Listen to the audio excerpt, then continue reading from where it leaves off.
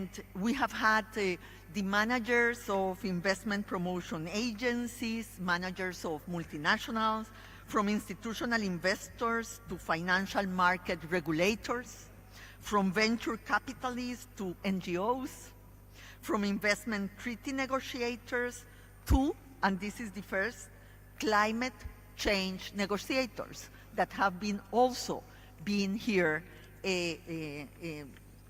negotiating, discussing on climate finance.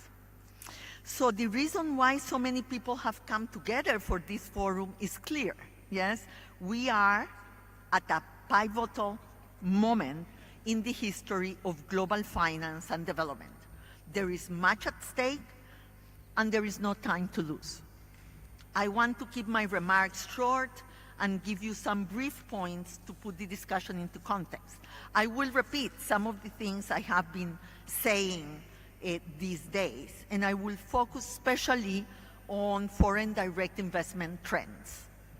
So in our World Investment Report, we have stated that there have been adverse trends in the global foreign direct investment landscape that is changing in an important way. Over the past decade, our World Investment Report has documented some shift in cross-border flows of capital, goods, services, and technology in the global value chains. Allow me to summarize this information very quickly. It's not, I see there, not working. I can only speak in 2 languages. So I don't know what to do. Spanish will be good for some, English for another. My French is very bad. I don't speak Swahili. Just the language. Which language is on the channel? So, That's what we've complained. In English, everybody can hear you, but the interpretation apparently has issues. the interpretation, yes, Yes. but they cannot Some of understand. them will not be able to understand, so it's Yes. apologies. Can we see if we can? We say it, please. Let's wait 2 minutes. Let's see what is going on. Why the interpretation is not working.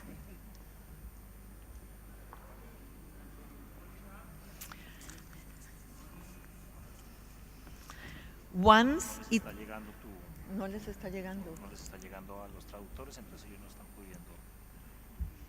Yeah. So what do I have to do? I can speak with my hands.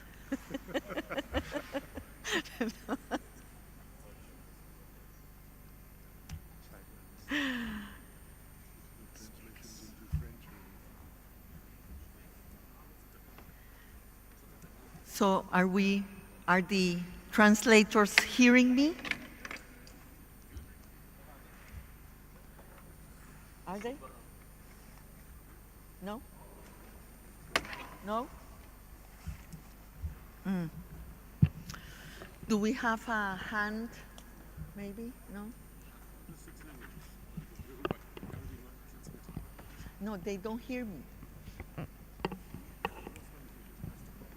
Exactly. They don't hear me. They can translate, but they don't hear. But is somebody, a technician here Yeah, to we can do help? By the way, it worked.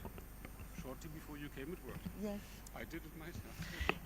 They are telling me that before I came it worked, so probably I am the problem. So let's see. Do you hear me now? Translators, do you hear me? Yeah?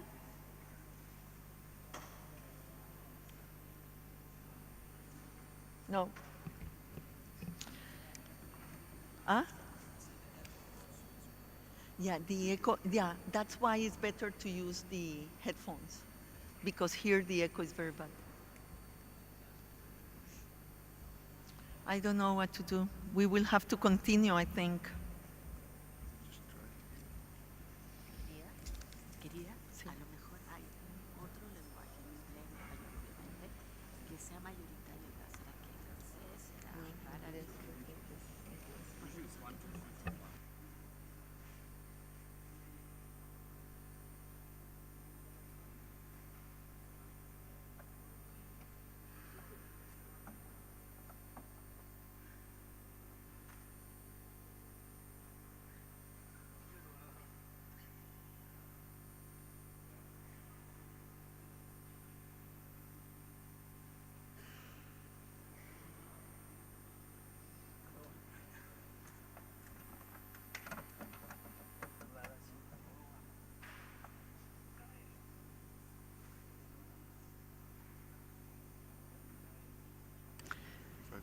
It seems that is a problem with a cable.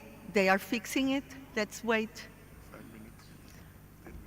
Somebody step on it. On the cable. Yeah, somebody tripped on it. So.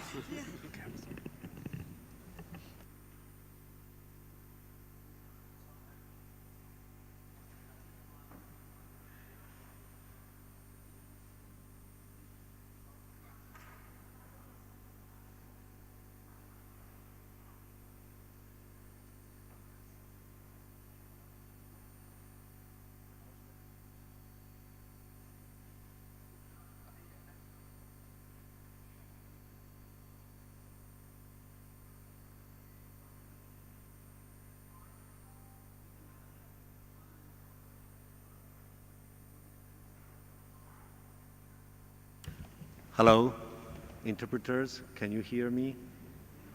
We're testing. It's okay now? Please indicate. Thank you so much. Thank you to the technicians. Problem is fixed. Okay. Now, tell me if the interpretation is working.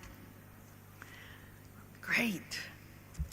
If we can fix the investment landscape like this, we will be good.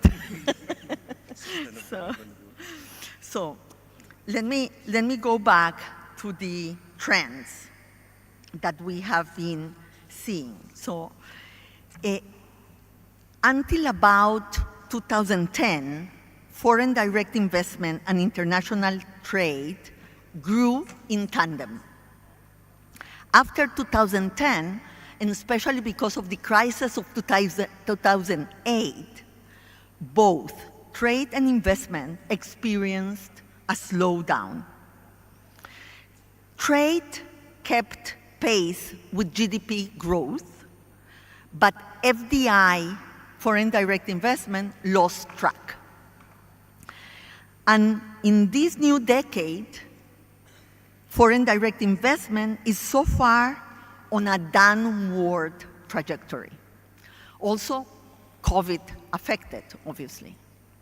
So to illustrate this with some numbers, in the 1990s, FDI grew by 15% per year. In the 2000s, by 8%. And in the 2010, by decade, by 1%. So this is the trend that we have been watching. And in the first years of this decade, the trend has been negative. So if we look at different types of flows, the foreign direct investment that have suffered the most is physical assets. Trade in goods is growing slightly more, trade in services much more, and cross-border payments for intellectual property rights by much, much more. So, but all of this, obviously, is very small with respect to the flow of data that we have seen during these years that has grown multiple times faster, the digital trade.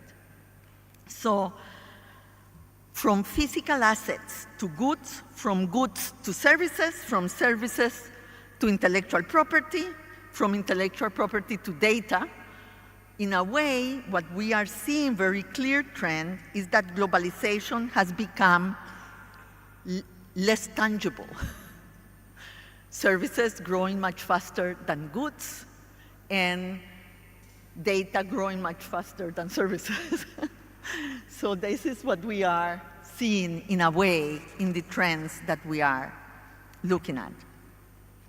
So adding to that, we now have important risks of global political and economic fragmentation. And trends of nearshoring, for example, are starting to slowly appear in the data.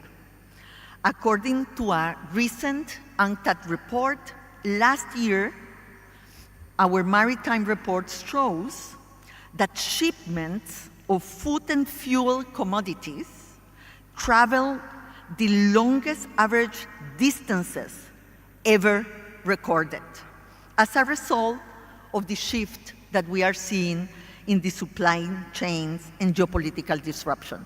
And this is a lot in the oil and food sectors because of what is happening in the Black Sea.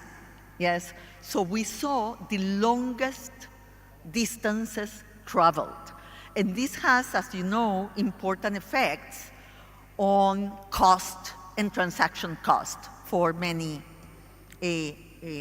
countries. So one asks ourselves how this is affecting developing countries. And, you know, to participate better in the global value chains and attract foreign direct investment for industrial development is key for developing countries, but less evident that this is happening right now. And we will hear, for example, the efforts of the African Continental Free Trade Area. So regional integration is becoming much more important when you look at these trends. So regional rather than global value chains are becoming more important. Promoting FDI through small, medium, and enterprises rather than only big multinational is receiving concrete policy attention, and connecting local firms is increasingly seen as a very important development. And yet, despite all of this, the big elephant in the room remains: to meet the SDGs, we need to close $4 trillion investment gap in developing countries. And we know that this gap is growing. That is what I said in the inauguration of the forum, yes? In 2015, this gap was $2.5 trillion. Today is $4 trillion. So this week, we have emphasized what needs to be done across 4 key areas to achieve an opportunity to raise the $4 trillion investment that we need to close the gap. And we have emphasized 4 words: risk, capacity, policy, and the international financial architecture. Allow me to say a few things about each very quickly. So in terms of risk, what we know is happening is that the developing countries are paying several times more in interest rates than the developed countries. Africa, last year, have paid 8 times more than Germany, 8 times more than Germany. And in the rest of the developing countries, between 4 and 8. To deal with risk, so we need to mitigate this. And there are 2 things, obviously, that need to be done. We have been discussed during this forum on issues of foreign exchange guarantees, terms of insurance, a project-level de-risking that has been happening in many of the multilateral development banks, and a better mix of project financing. Yes, we have demonstrated that if you have government, public money, private international investors, and multilateral development banks at the same time, you close the premium gap in 40%. So obviously having different sources of financing continues to be an important thing to mitigate risk. And we have talked about contingency clauses for climate change in the sovereign bonds. So that is a package, yes? But the other thing is the perception of risk. Not only to deal directly with the risk, because not necessarily the market assigns the risks well for developing countries. So research by the UN have shown that African debts in the last 3 decades have been overpriced relative to the real level of risk as inferred through actual default rates. So Africa is paying an excess of interest rates with respect to the real risk that they represent. So to work on the perception of risk will be also very important to close this gap.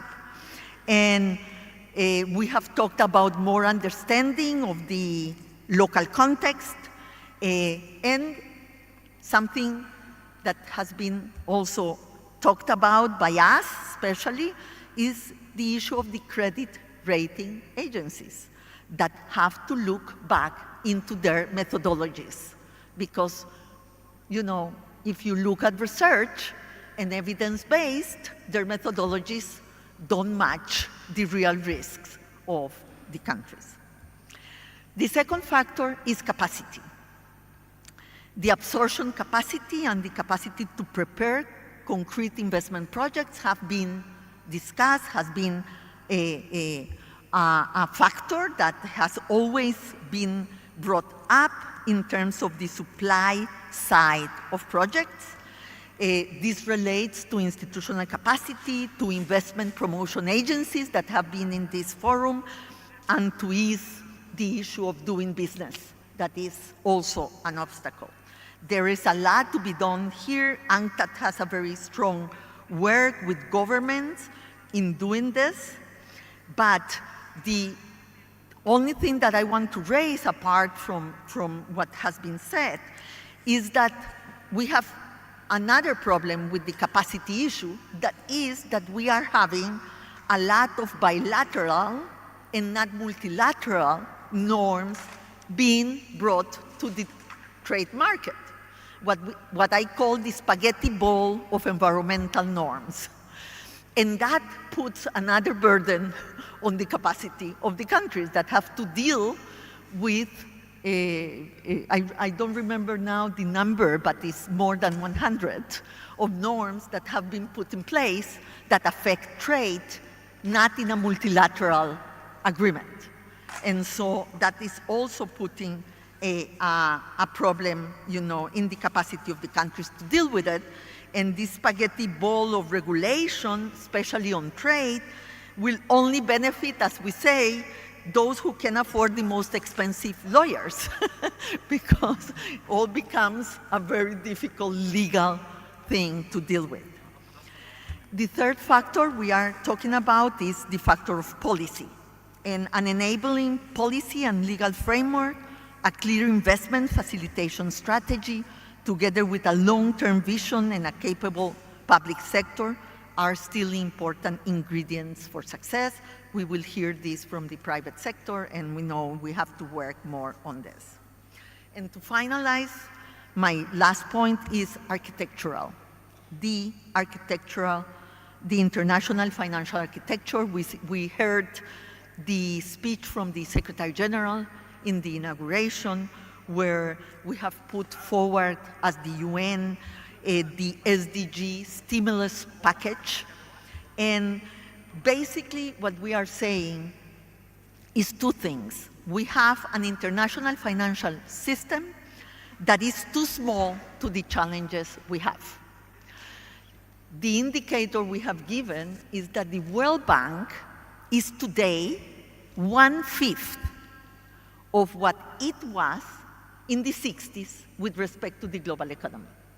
1/5. So obviously, you know, the capacity to really have the scale to match the challenges that we have now is curtailed. So we have been advocating for the recapitalization of the multilateral development banks, the whole network, including the regional multilateral development banks, and the capitalization of the World Bank. But we have also been asking for a better bank.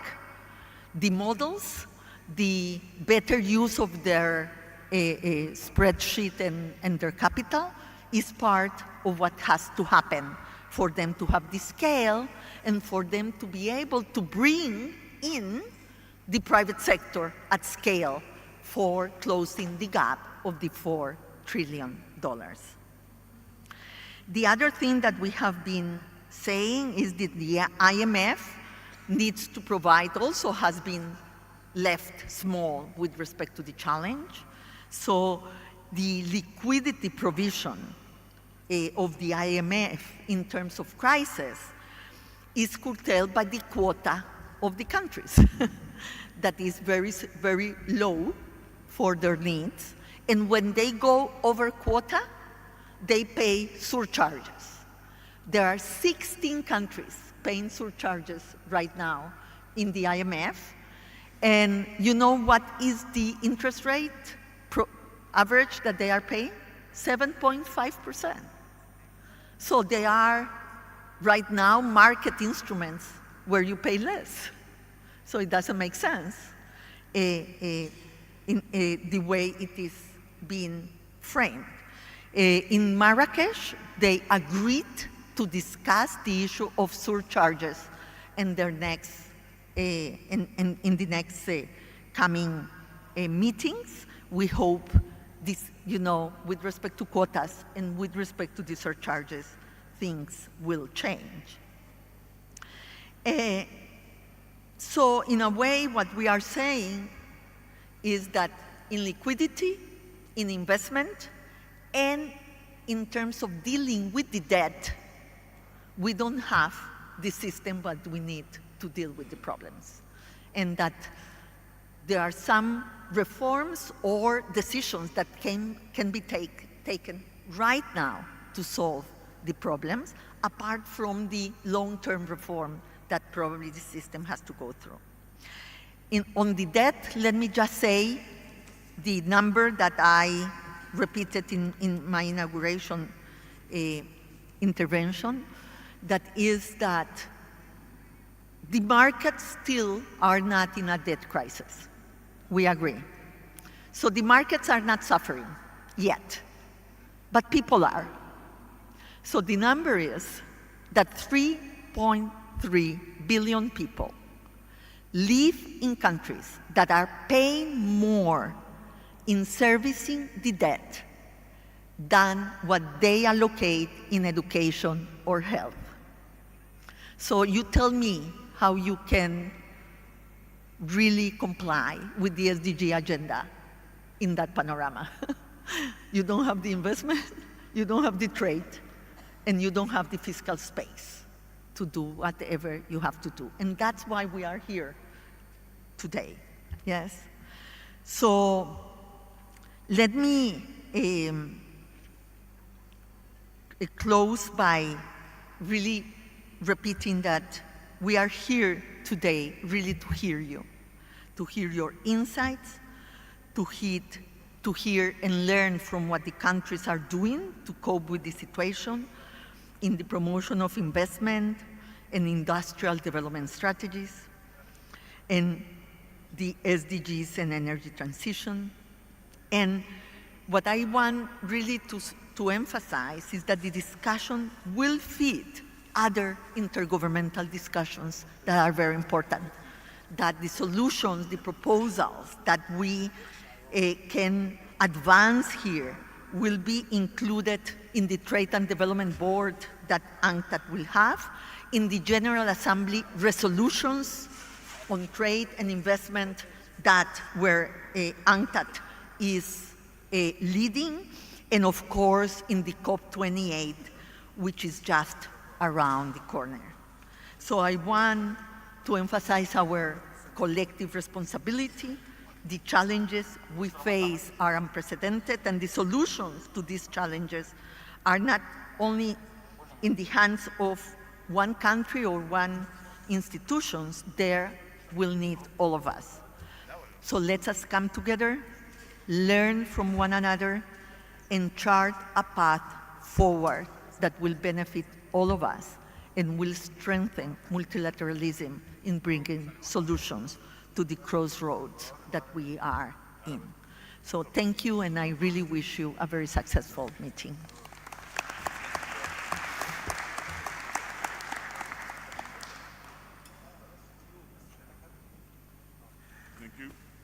Thank you.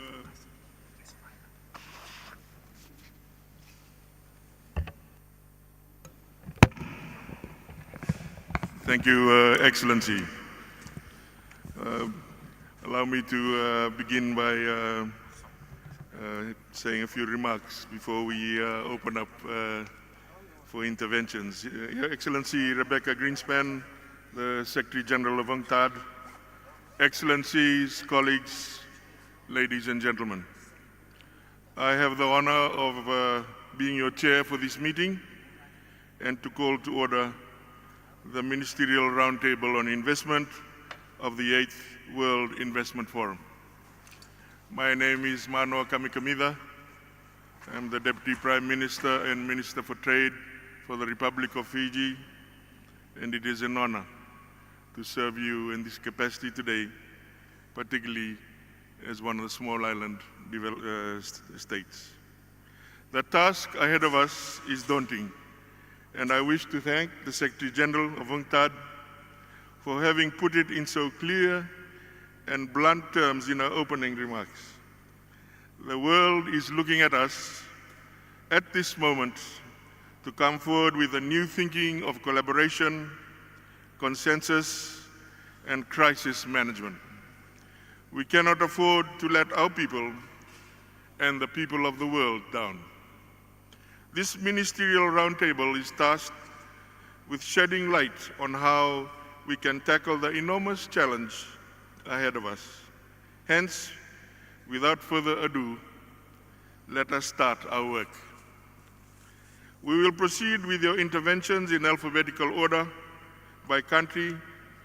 We would really appreciate if you limit your intervention to 5 minutes as maximum. I have a little timer here that I will be using, and we'll knock on the table when I get to 4 minutes. This time limit will allow us to have all of us have a say and put our positions forward. Hence, if your remarks should exceed this time limit, I will remind you, and if necessary, move on to the next speaker. And I trust you will indulge me in this process. If you need to abbreviate your statement, the full version can be made available on the website of the event by the Secretariat. Please note that we will have interpretations in 6 official languages of the United Nations.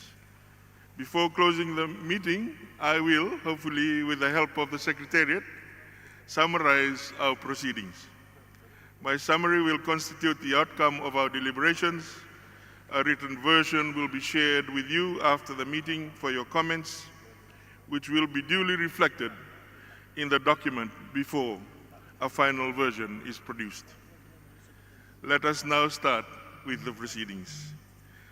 To allow me to concentrate on my role as chair, I will proceed with giving the floor to myself first in my capacity as a representative of the Republic of Fiji.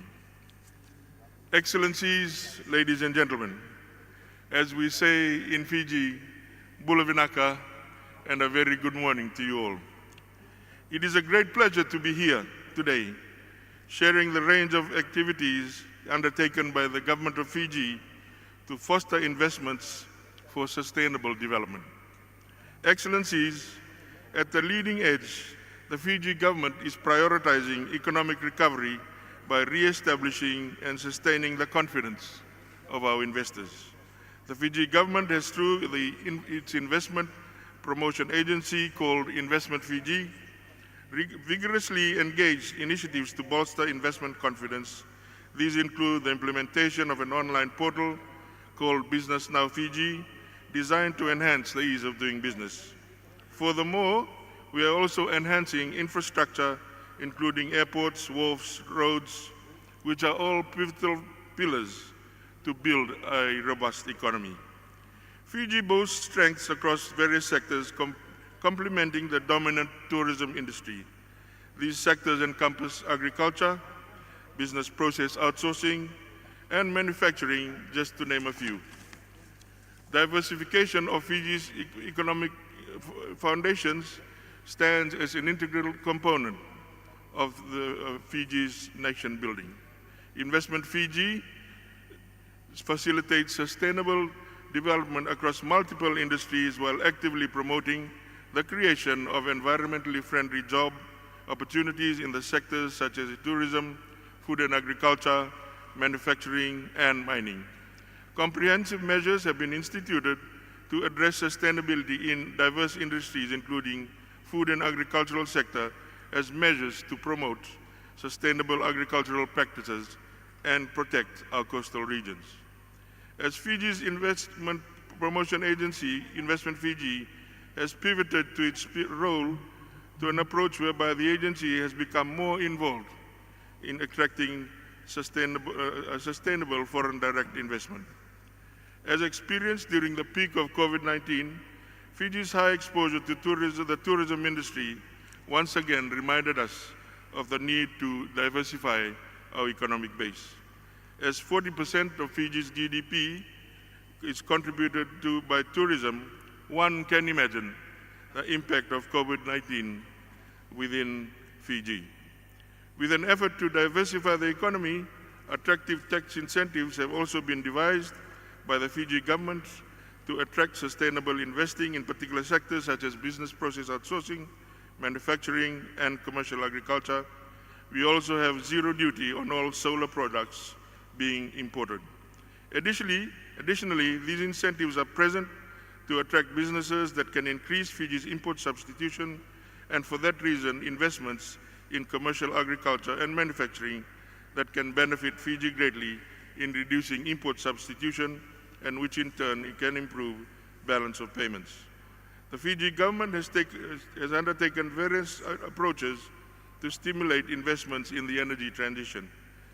It is fair to say that over the last 16 years before Fiji's new government, we have been somewhat slow in our ramp up. We have launched a new energy policy and are making some changes legislatively to facilitate sustainable or renewable energy investment. Please allow me to highlight a couple of these, just to reflect on the opportunities that are in front of Fiji. The first is Hydro Fiji Pte Limited, which is a company which is expected to set up a hydro system in the highlands of Fiji to generate power that will be supplied throughout Fiji, and if it proceeds, will create greater opportunities for renewable energy. The second is Zekitech, another company which is interested in setting up electrical vehicle charging stations around the country and investing in renewable power. Thirdly, Hydro Taviuni, which intends to build a hydro system on an island in Taviuni, which will supply the second main island in Fiji called Vanuatu. And finally, HDF Energy, a company which intends to become a producer, developer and owner of hydrogen power, becoming the largest renewable energy project potentially in the Pacific region. Before I invite interventions, I just thought I'd just reflect on some of the pickups that I have made during the last few days of conference. Climate change, when it comes to small island developing states, is something that we have inherited. It is not something that we have created. And so in reflecting over the last few days, it is important from the small island states that the issue of loss and damage is resolved with urgency. From this, particularly for Fiji, we clearly support the development of blended financing. Just to share with you something that's happening in Fiji at the moment, we have villages, settlements. There's about 40 villages and settlements that are going to be relocated potentially very soon. In the islands, and I'm sure with some of the countries around this table, relocation of our people is not only a physical issue, it is an emotional issue. There is emotional attachment to the land. And so blended financing will hopefully find a way to create financing models to be able to service the cost of that transition. One of the things that I have been thinking hardly about is certainly for countries that have potential for carbon markets or voluntary carbon markets, we can use that as a way of servicing our commitments in terms of the transition, in terms of climate change. So those are some of the thinkings that I've developed over the last few days just from being here. And our commitment, or Fiji's commitment, remains steadfast in our ongoing efforts in the investment climate in Fiji to facilitate our own sustainable development. We firmly believe that investment plays a pivotal role in fostering economic growth and development.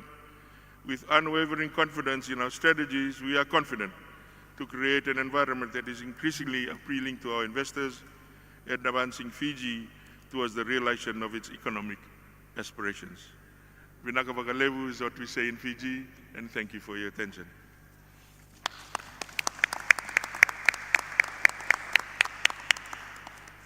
Before I proceed with the next speaker, allow me to bring to your attention that yesterday we met with ministers, senior business executives, and the Vice President of the World Bank in charge of the Multi-Investment Guarantee Agency, and UNCTAD's, and obviously Her Excellency was there as well, in a roundtable on small island developing states to tackle the problem of how to overcome the impediments towards foreign investment in our islands with the help of investment insurance and other de-risking instruments. We succeeded in producing a list that can be pursued by governments, the private sector, and international organizations. It is my hope that today's ministerial meeting can follow suit, and that our proceedings, as well as those of yesterday, will be brought forward to COP28 and SIDS 24. I now have the honor of giving the floor to His Excellency Abdullah bin Adel Fakro, Minister of Commerce and Industry of the Kingdom of Bahrain. The floor is yours, sir. Thank you, Mr. Chairman. Thank you, Secretary General. It's a great pleasure to be here at this important roundtable and meet many of you face to face. Of course, I've read about a lot of you, and it's great to see you finally in person. To follow up on a few points which were talked about, I'll talk about our experience in Bahrain and what we're doing towards building more sustainable investment. Of course, sustainable investment has become more critical than ever, considering the global geopolitics. This event coincides with the UAE's commitment that 2023 is the year of sustainability, with a focus on environmental sustainability and taking collective action in key initiatives such as this event, of course, to achieve our mutual goals across different sectors. Sectors including energy, transportation, water conservation, waste management, and sustainable development. We applaud the UAE for being at the forefront of the global direction towards a more sustainable future, and we wish them all the very best in the upcoming COP28. In terms of policy, Bahrain has a successful example from its financial services sector, one of the key financial hubs in the region, which is committed to leveraging innovative financial solutions for financing green and sustainable projects. For instance, the Central Bank of Bahrain has embarked on a series of initiatives to promote sustainable practices and sustainable financing, including the recent issuance of ESG reporting guidelines, which will be made mandatory by the end of this year for all financial institutions.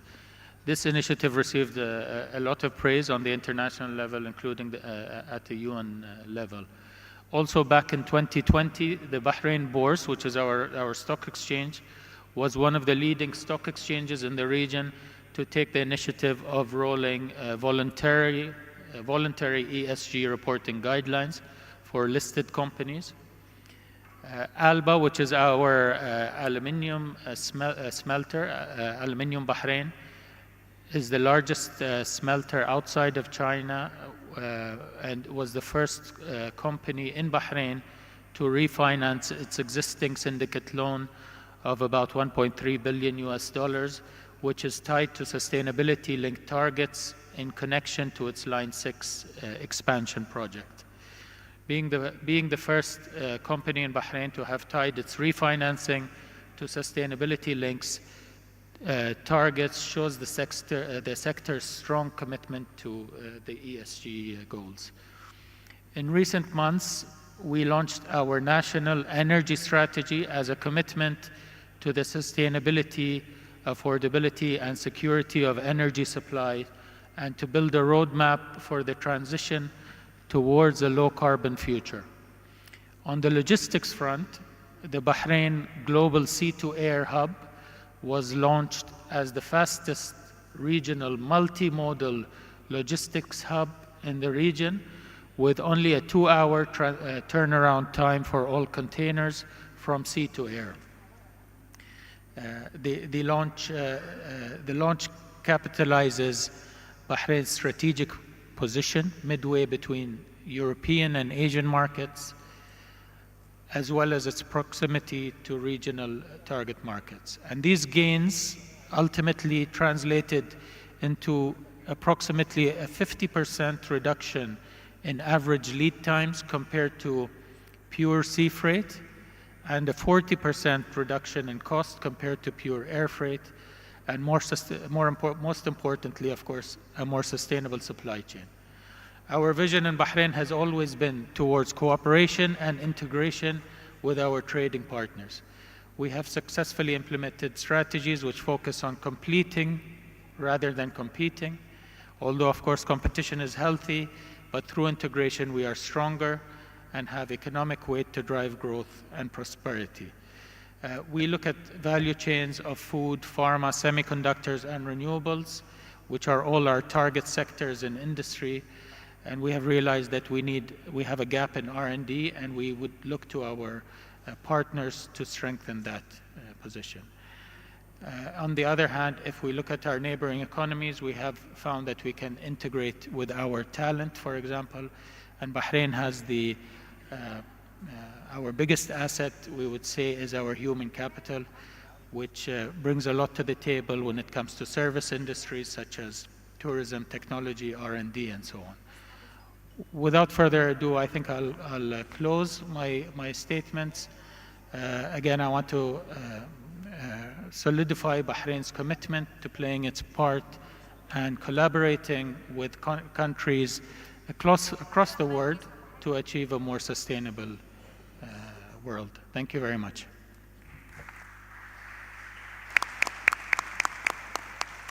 Thank you, Excellency. I will now move on to the next speaker, His Excellency Musi Kafela, Minister for Trade and Industry, the Republic of Botswana. You have the floor, sir.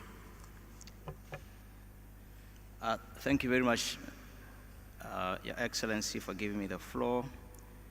And let me acknowledge your presence, Ms. Rebecca Greenspan, dear colleagues here, ministers from diverse economies, heads of institutions.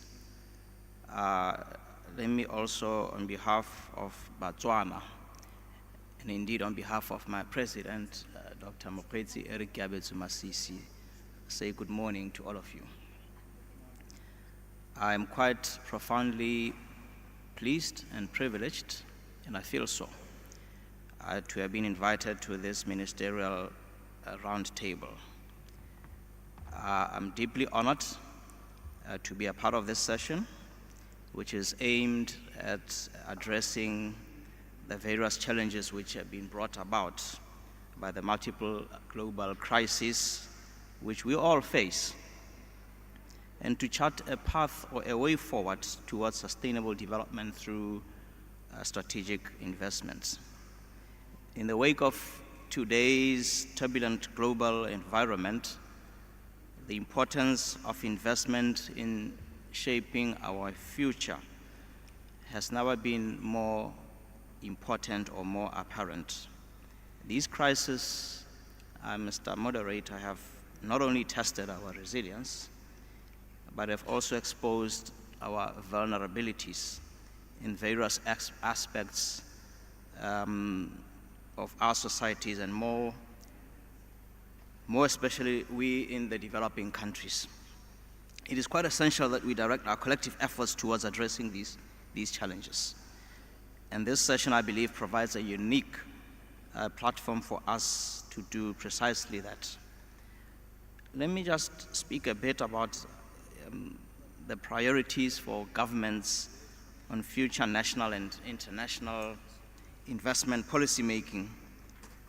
And I wish to say this, Mr. Moderator, around the world, we should focus on resolving the widening gap between investment in sustainable development goals and the growth of sustainable finance. This crisis has shown itself in the annual increase in investment gap across all the SDGs since the year 2015, primarily driven by the underinvestment and the emergence of additional needs. And notably, the most substantial gaps we see are in crucial sectors such as the energy one, the water, and the transport infrastructure, which are quite critical, Mr. Moderator, to the sustainable development. Governments should show priorities, or in their policy shape, they should prioritize initiatives at bridging these investment gaps and to promote equitable access to sustainable development opportunities on a global scale. Increasingly, governments are recognizing the importance of fostering innovation and technology-driven investment in various sectors, particularly in the wake of the COVID-19 pandemic to which we were all subject. The pandemic has accelerated digital transformation and e-commerce, revealing the crisis, or revealing the critical role of technology in maintaining economic resilience and ensuring public welfare, especially as it relates to local vaccine production. As a result, governments worldwide should focus on creating a conducive environment for research and development, innovation, and entrepreneurship. Our policies responses could include incentives for startups, should also facilitate public-private partnerships, should also participate research and technology deployment with the aim of driving economic growth and enhancing the resilience of our economies in the face of future global challenges. Before I conclude, allow me to just highlight that Botswana has actively sought to diversify. Mr. Moderator, perhaps I have shot over the runway of my 5 minutes. Can I carry on? Thank you very much. We have encouraged investment in sectors such as agriculture, in tourism, and renewable energy, all of which is aimed at reducing our vulnerabilities to the fluctuating global commodity prices. And lessons learned from this approach include the importance of long-term vision, political stability, and commitment to nurturing a business-friendly environment. Mr. Moderator, perhaps I should not take the liberty to encroach on the time possibly permitted to others. I propose to abridge my statement at this juncture. Thank you. Thank you.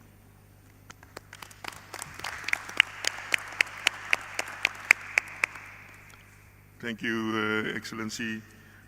Once the 5 minutes are up, I'll just give 1 minute for wrap-up, so that will hopefully accommodate everybody. We move on to the next speaker. His Excellency Serge Poda, Minister for Industrial Development, Trade, Crafts, and Small and Medium Enterprises, from the Burkina Faso.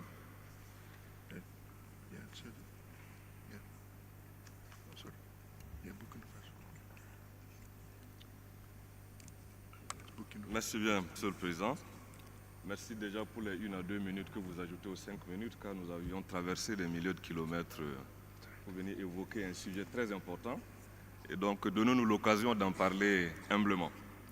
Madame la Secrétaire Générale, Mesdames et Messieurs les ministres, distingués invités, le micro est actif. Vous m'entendez? J'espère que mes 5 minutes n'ont pas commencé à être décomptées. Je suis très honoré de prendre la parole à cette table ronde ministérielle consacrée à un thème très important, un thème contemporain, à savoir l'investissement pour un développement durable. Il s'agit d'un thème qui est au cœur des préoccupations mondiales car il incarne notre responsabilité envers les générations actuelles et futures. L'investissement pour un développement durable est bien plus qu'une simple stratégie. Il s'agit d'un impératif moral, car les actions que nous entreprenons aujourd'hui auront un impact profond sur notre monde et sur la qualité de vie de nos citoyens. Et nous savons tous que le développement durable repose sur 3 piliers fondamentaux: l'économie, l'environnement et le social. L'économie, car l'investissement dans les projets durables peut stimuler la croissance. L'environnement, car l'investissement dans les énergies propres, la conservation de la biodiversité et la réduction des émissions de gaz à effet de serre sont essentiels pour lutter contre le changement climatique et préserver la vie des générations futures. Et le volet social, car nous devons veiller à ce que ces investissements bénéficient à tous en réduisant les inégalités. Parlant de mon pays, le Burkina Faso, quelles sont les priorités, les expériences et les mesures incitatives en la matière? D'abord, j'aimerais dire que nous nous sommes inscrits dans un processus global de transformation structurelle de notre économie, codifié dans un référentiel national de développement. À cet effet, un ensemble de défis à relever font face à nous.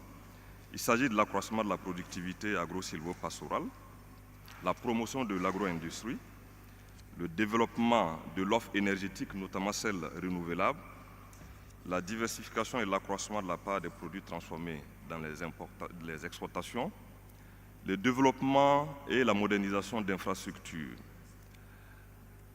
En ce qui concerne donc les priorités politiques d'investissement, et sachant que ces priorités peuvent changer d'un gouvernement à l'autre et d'un moment à l'autre, et des opportunités et contextes mondiaux, et la première priorité à notre niveau consiste donc au développement d'une agriculture durable, respectueuse des questions d'environnement et de protection de la biodiversité pour une autosuffisance alimentaire et la diversification des spéculations agricoles en vue de leur transformation industrielle. Mon pays est parmi les principaux producteurs en Afrique du coton, du sésame, de la noix de cajou, de la tomate, de la mangue, et l'un des pays les rares pays au monde qui exportent le karité, très prisé dans l'industrie cosmétique et alimentaire. La deuxième priorité consiste en la promotion de l'industrialisation, particulièrement de l'agro-industrie, basée donc sur le respect des conditions environnementales et de protection donc, de la biodiversité. En ce sens, l'agriculture qui concerne une grande partie de notre population constitue un secteur dans lequel nous investissons beaucoup. Une agriculture qui respecte les normes biologiques et donc la protection de l'environnement en la matière. Nous avons aussi comme priorité le développement des infrastructures. J'aimerais faire un focus en particulier sur le sous-secteur de l'énergie. En réalité, la transition vers les sources d'énergie plus durables, comme l'énergie solaire et aussi la biomasse, sont devenues une priorité pour assurer la sécurité énergétique tout en contribuant à lutter contre le changement climatique. Et des mesures incitatives ont été prises pour susciter des investissements dans ce secteur. Et de nos jours, plusieurs centrales solaires existent dans notre pays et d'autres sont en cours de réalisation. D'ailleurs, très récemment, nous avons pris une décision qui contribue à amener les industriels à orienter leurs habitudes horaires de consommation d'énergie, car par le passé, les tarifications du kilowattheure d'électricité étaient beaucoup plus élevées de nuit que de jour. Nous avons décidé de rendre les tarifs du kilowattheure moins chers désormais le jour et les rendre plus chers la nuit, car avec l'avènement de l'énergie solaire, nous avons une offre d'énergie à moindre coût dans notre pays. Nous pensons aussi que le renforcement des compétences et la recherche-développement en la matière pour un développement durable sont plus qu'importantes et dans ce sens, le gouvernement s'est beaucoup investi dans ce secteur. Pour aller rapidement en termes d'expérience récente d'enseignement tiré, nous avons tiré beaucoup d'enseignements du partenariat public-privé pour un investissement durable. Le soutien aussi aux petites et moyennes entreprises et industries qui s'orientent vers l'énergie durable en termes donc de sources de production. Nous avons aussi, comme je l'ai indiqué, le renforcement du capital humain dans ce secteur. En termes d'approche pour stimuler les investissements dans la transition énergétique, nous avons mis en place un ensemble de facilités fiscales et douanières, la création d'un cadre réglementaire qui accompagne les investissements dans ce secteur et aussi nous nous focalisons beaucoup vers le partenariat public-privé pour essayer de mobiliser davantage de financement du secteur privé et nous orienter dans les investissements pour un développement durable. Pour conclure, je dirais que les politiques d'investissement pour un développement durable nécessitent une approche multidimensionnelle, une collaboration et une adaptation continue pour atteindre les objectifs de développement à long terme. Il est plus qu'impérieux donc pour les gouvernements du monde de collaborer pour mobiliser les ressources et partager les connaissances en matière d'investissement durable pour des actions holistiques mondiales en faveur de l'avenir de notre monde. Et je pense que cette table ronde aussi en est un des exemples qui nous permet de partager les expériences à la matière. Je vous remercie.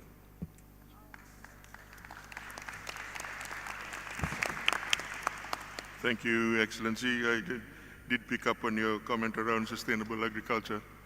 We were at a forum yesterday that talked about how AI, artificial intelligence, is being used to optimize agriculture, so that it's quite interesting. Thank you, Excellency. We'll move on to the next speaker, His Excellency Alexandra Diaz Montero, Minister of Industry, Trade and Energy of the Republic of Cabo Verde. You have the floor, sir.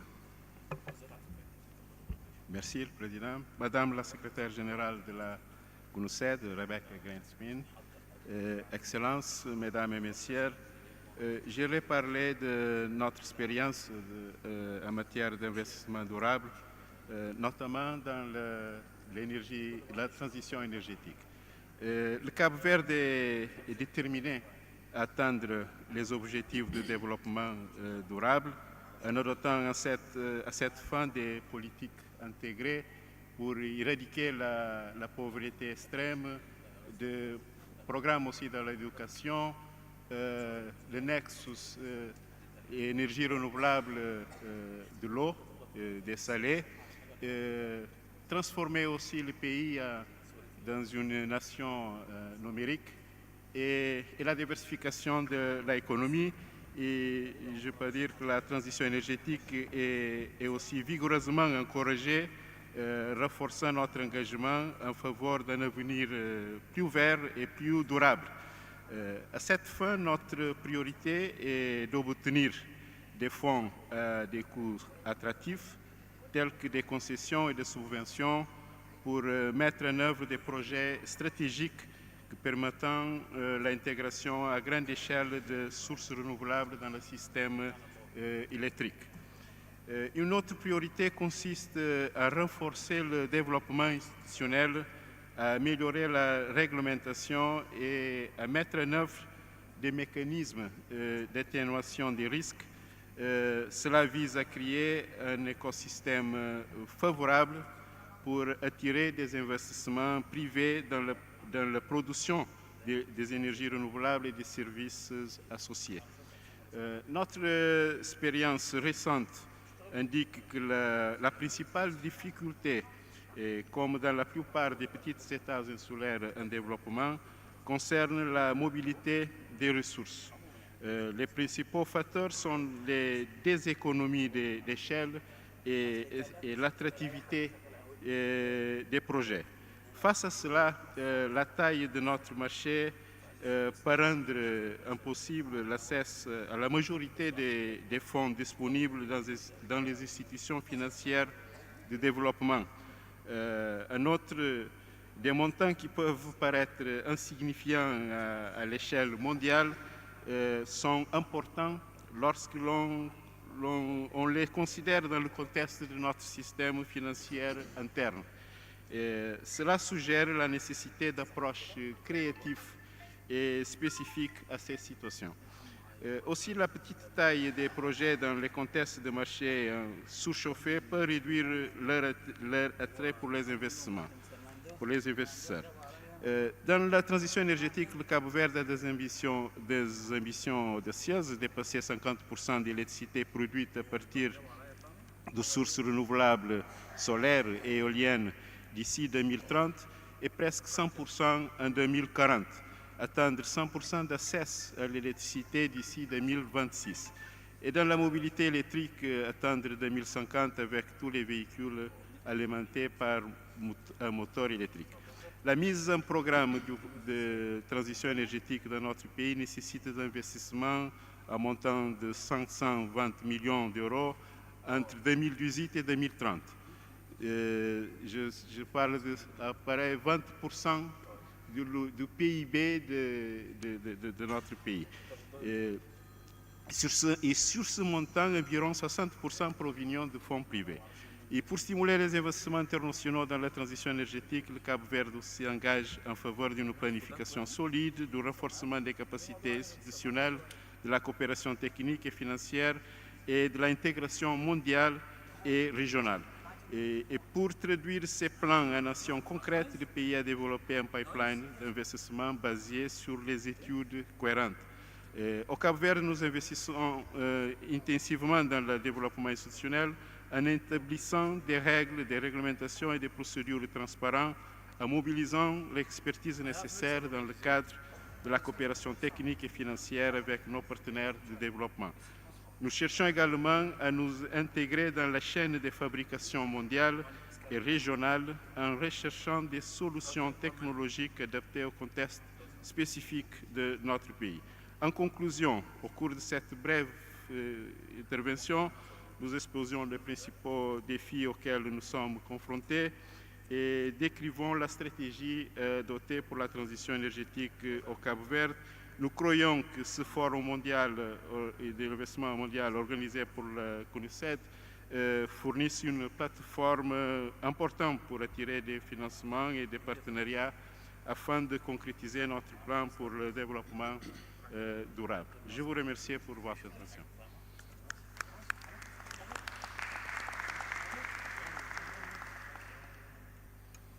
Thank you, Excellency, for keeping within the time.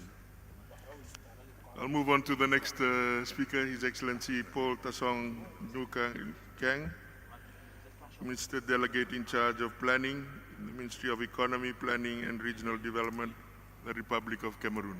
The floor is yours, sir. Thank you, Chair. Your Excellencies, Honorable Ministers, dear brothers and sisters, Madam Secretary General, ladies and gentlemen, I bring you the fraternal greetings of the people and government of the Republic of Cameroon.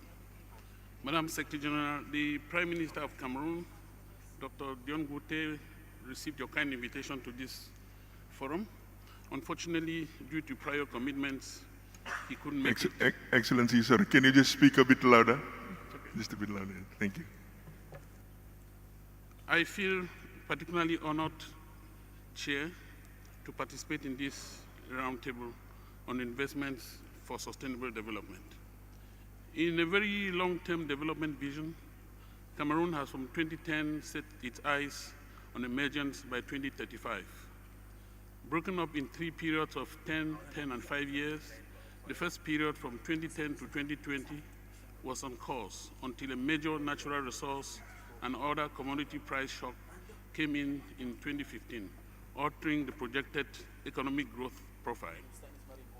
Despite the resilience of our economy, The most violent consequence of the shock was the drying up of resources for investment.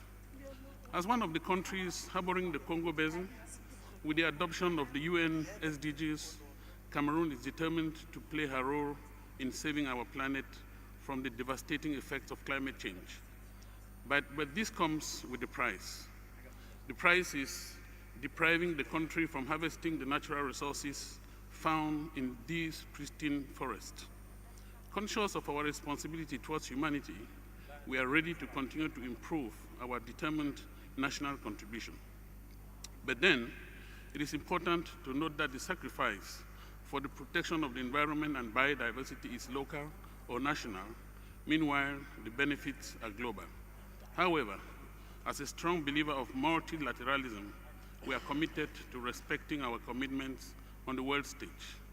Still in this line, Cameroon, within our rural sector development strategy, is working with our partners on intensifying agricultural productivity as against expanding cultivated surfaces.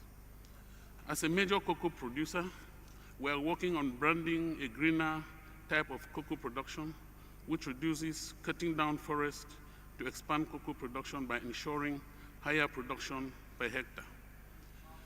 The world woke up to the COVID pandemic in the first week of 2020. By the end of the first semester 2021, the cost of capital was over the roof. The markets had gone wild because of monetary policy decisions in the Western world. Consumption prices took the bait, and inflation was at its worst.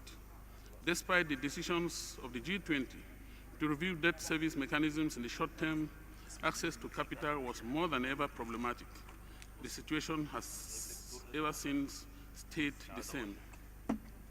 Cameroon's priority area of the current second phase of our work towards emergence has been placed on energy. With a huge hydropower potential of over 10 gigawatts, accessing resources to develop the different sites is more than ever a challenge. Last month, we turned on our first two major solar farms of 15 megawatts each. We are yet to build our first wind farm to implement our green energy mix policy. Our target has been to ramp up energy production to drive industrialization as a major vehicle to take us to emergence by 2035. On this path, we projected optimizing our contribution in the realization of the UN SDGs. In the current circumstances, we are convinced that a high cost of capital to developing countries is slowing down the delivery of SDGs.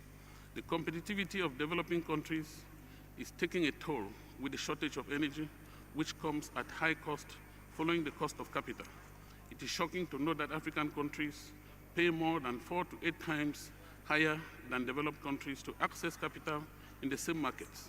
The situation is creating more imbalance in global growth, which should be social as well as economic. Cameroon is taking baby steps to ensure environmental and social certification of all projects.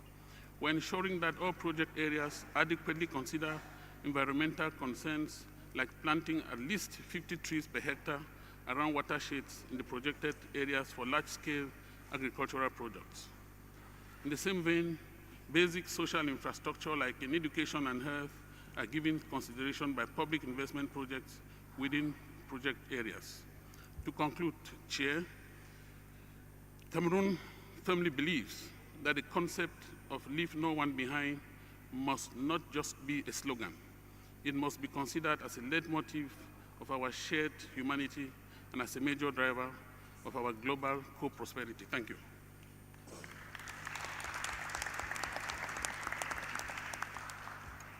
Thank you, Excellency. We will now move on to the next speaker, His Excellency Wen Tao-Wang, Minister of Commerce of the People's Republic of China. I believe the presentation is being made by video, so if I can ask the 尊敬的格林斯潘秘书长、各位同事、女士们、先生们，很高兴以视频形式出席第8届世界投资论坛可持续发展投资部长级圆桌会议。我谨代表中国商务部对本届论坛的举办表示热烈的祝贺。当前百年变局加速演进，地缘政治形势严峻，单边主义、保护主义以全球化抬头，世界经济复苏势头不稳。从投资方面看，2022年全球跨国投资同比下降12%，通胀和债务持续高企，企业投资信心不足。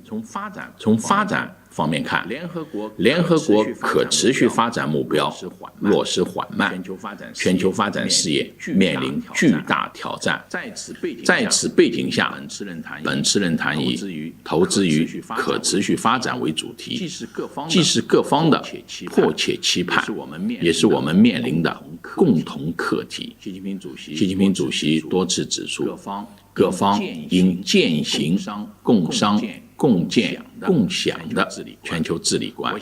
我想我们可以从中汲取智慧，找到解题之道。一是坚持共商，共同支持真正的多边主义。多边主义的要义是国际上的事由大家共同商量着办。各方应坚定维护以联合国为核心的国际体系，坚持多边贸易体制，提高发展中国家在全球治理中的代表性和话语权，集众智，聚合力，共同推动经济全球化朝着更加开放、包容、普惠、平衡、共赢的方向发展。共同维护全球产业链供应链稳定畅通，切实提升企业投资信心。联合国贸发会议在这方面做了大量的工作，世界投资论坛已经成功举办8届，为全球政商界提供了沟通交流的重要平台。二是推动共建，共同营造有利于投资的环境。跨国投资在全球资源配置和要素流动中发挥着重要作用。不少中外企业反映，当前个别经济体泛化安全概念，借口去风险，对双向投资施加不合理限制，严重影响正常投资活动。各方应努力保持政策的连续性、稳定性，提升投资自由化、便利化水平，共同为投资者营造公平、透明、非歧视的营商环境。今年7月，在中方和相关成员的共同努力下，世贸组织投资便利化协定文本谈判完成。作为首个多边投资协定，在增强规则的一致性和协调性、稳定投资预期方面具有重要意义。欢迎各方积极加入，推动协定早日生效。3是立足共享，共同加大对全球发展的资源投入。发展承载着人民对美好生活的向往，是人类社会永恒主题。当前跨国投资区域不平衡有所加剧，有研究显示，跨国投资正向所谓地缘政治相近的国家转移，这一趋势令人担忧。中方愿与各方一道，推进全球发展倡议走深走实，推动更加开放、包容、有韧性的全球发展，在数字经济、绿色低碳、服务等领域挖掘投资合作潜力，推动弥合发展鸿沟，让各国人民共享发展机遇和成果。期待发达国家和有关国际组织加大对发展中国家，特别是最不发达国家投入，带动企业有效扩大对发展中国家的投资。女士们、先生们，今年以来，中国经济运行总体平稳，呈现回升向好的发展势头，经济增速在主要经济体中位居前列，韧性强、潜力大、活力足，长期向好的基本面没有改变。中国正以高质量发展全面推进中国式现代化，坚定推进高水平开放，始终以自身发展为世界发展创造新机遇。中方将今年定为投资中国年，举办系列招商引资活动，取得良好成效。前8个月新设外资企业数量达到3.3万家，增长32%。我们将推动合理缩减外资准入负面清单，落实好优化外资投资环境的24条政策措施，继续打造市场化、法治化、国际化的一流营商环境。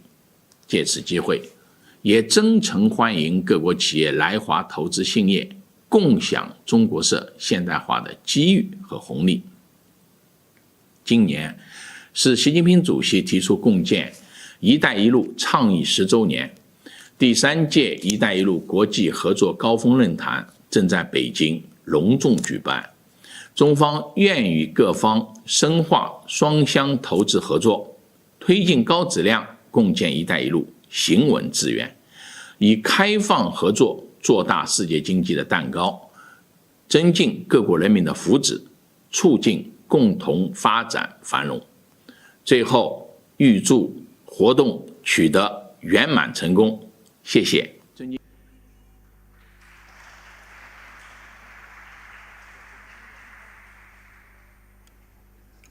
We thank His Excellency. We'll now move on to the next speaker, His Excellency Mr. German Numan Mendoza, Minister of Commerce and Industry and Tourism of Colombia. You have the floor, sir. Señor Presidente, señora Grispan, amiga nuestra y todos y todas, para ahorrar tiempo les presento un saludo muy especial. Mire, la verdad nos sentimos muy honrados como país que nos inviten no a discutir sobre la inversión, sino sobre la inversión sostenible. Eso es nuevo, relativamente nuevo en el contexto mundial. Todos los países en desarrollo hemos adoptado claramente una nueva estrategia, una transición de lo minero energético a un desarrollo sostenible, productivo e inclusivo. Pero porque en la nueva situación mundial tenemos todo que ofrecer para la inversión extranjera directa mientras logremos los equilibrios. Tenemos la biodiversidad en nuestro caso, somos parte de la Amazonía, somos parte de la reforestación, tenemos agua, tenemos vientos, tenemos vida y somos fundamentales en el proceso de la descarbonización del planeta y no somos emisores de carbón. Por lo tanto, ahora tenemos un nuevo equilibrio donde los países desarrollados nos necesitan y los países en desarrollo los necesitamos. El mundo cambió, y no solo cambió, y si no nos hemos dado cuenta, estamos en riesgo de volver a antes de 1945, a una trampa bilateral terrible, el spaghetti bowl que usted mencionaba hace un momento. Y en esa trampa bilateral y en la ministerial del 2024, pues simplemente tenemos que hacer coherentes los objetivos climáticos, de mejoramiento climático, los objetivos comerciales, porque es un mundo lleno de subsidios, y una respuesta frente a las desigualdades y a los desequilibrios que existen en materia de inversión. Por lo tanto, nosotros como país, que hemos adoptado una nueva política de desarrollo, no de crecimiento, es decir, una nueva política sostenible, respetamos la seguridad jurídica, que debe ser absoluta e importante para la inversión extranjera directa, pero tenemos que recuperar el equilibrio.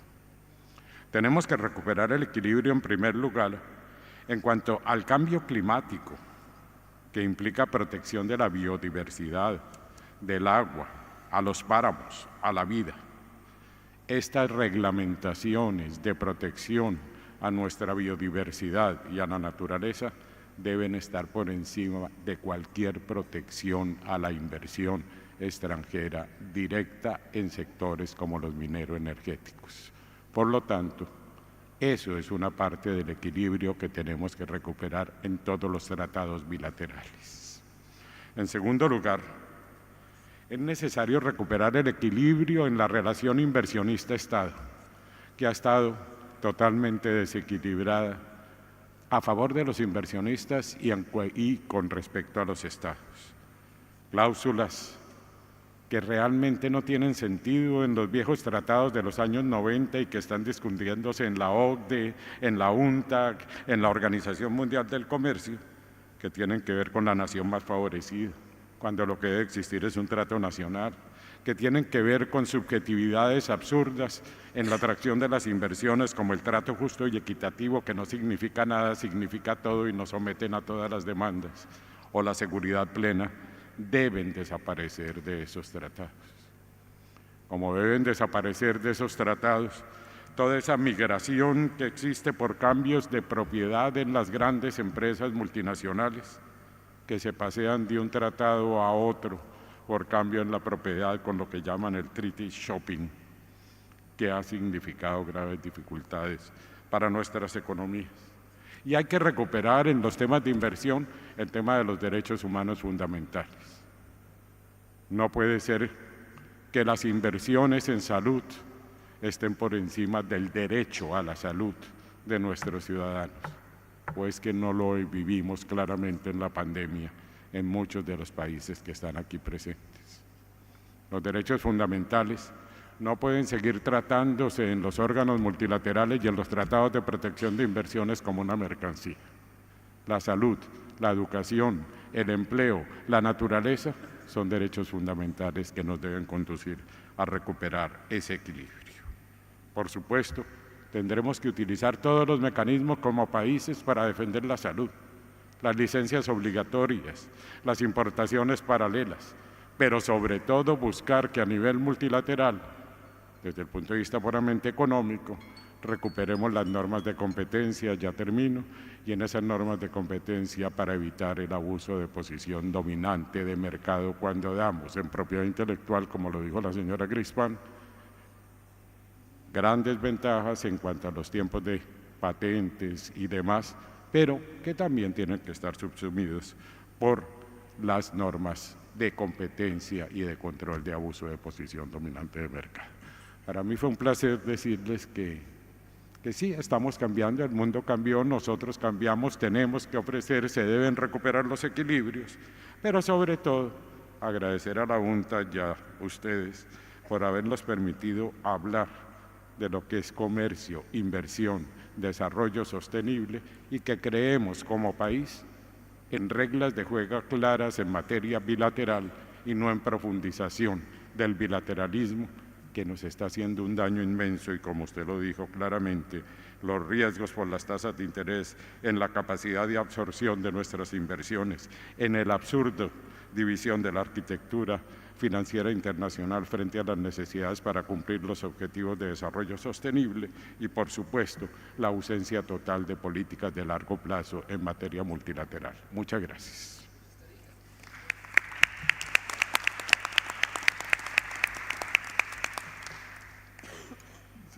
Thank you, Excellency. I'll now move on to the next speaker, His Excellency Manuel Tovar Rivera, Minister of Trade, Republic of Costa Rica. You have the floor, sir. Thank you very much, Mr. Chair. Madam Secretary General and fellow Costa Rican, Madam Rebecca Greenspan, Your Excellencies and colleagues, dear friends. We stand again before times of upheaval in a more complex geopolitical world.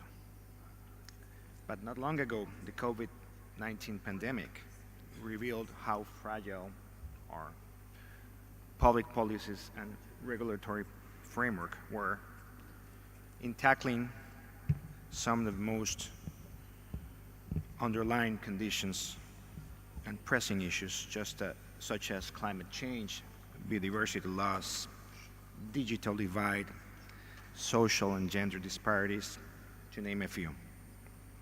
It is in this context that trade and investment policies can, must, and should play an adequate role in a game-changing world. Costa Rica is a small and open economy that has relied on international trade and investment to promote sustainable and inclusive growth as part of our country's national development strategy. In fact, over the last 30 years, we have halted deforestation and doubled the size of our forests while quadruplicating our per capita income. Environmental protection and economic growth can go hand in hand. Despite our remarkable economic and environmental performance, we are aware that we must accelerate our green and just transition. We believe firmly that trade must deliver sustainability and that environmental policies can in turn deliver trade and investment. Costa Rica hosts 6% of the planet's biodiversity.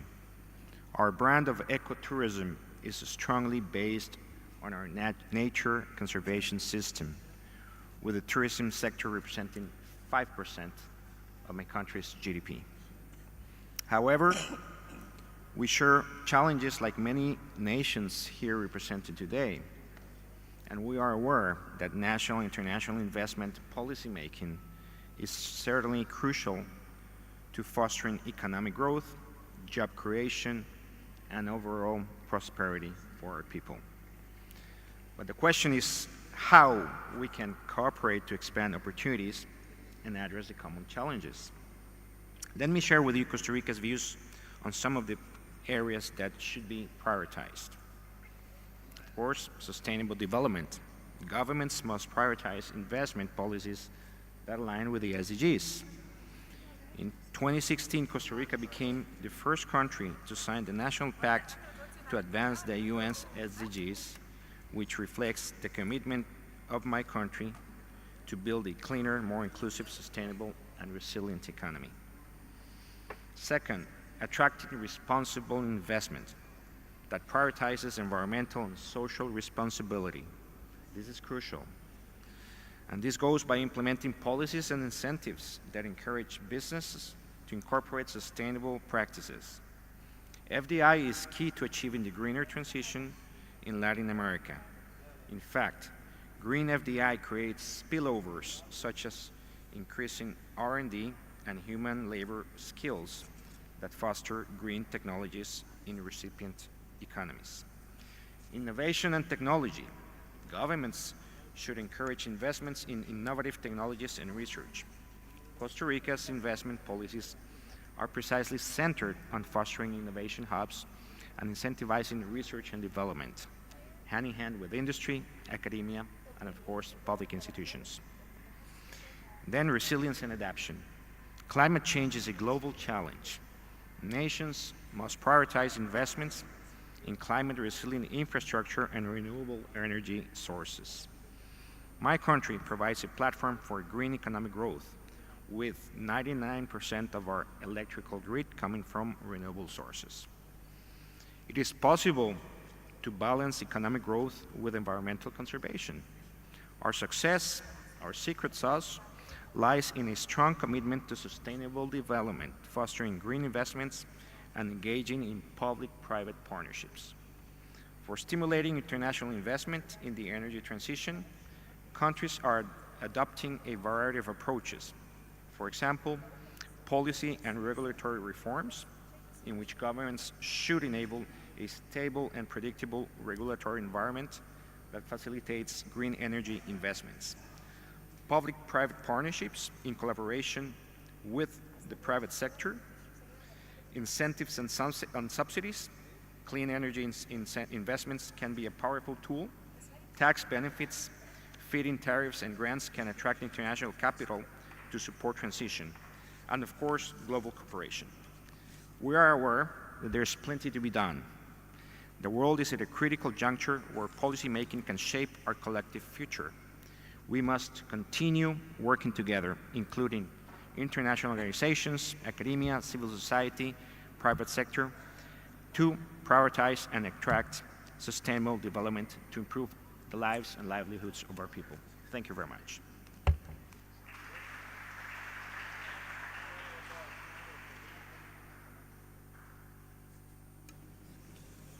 Thank you, Excellency. I'll move on to the next speaker, His Excellency Zenko Lucic, State Secretary, Ministry of Foreign and European Affairs, Croatia.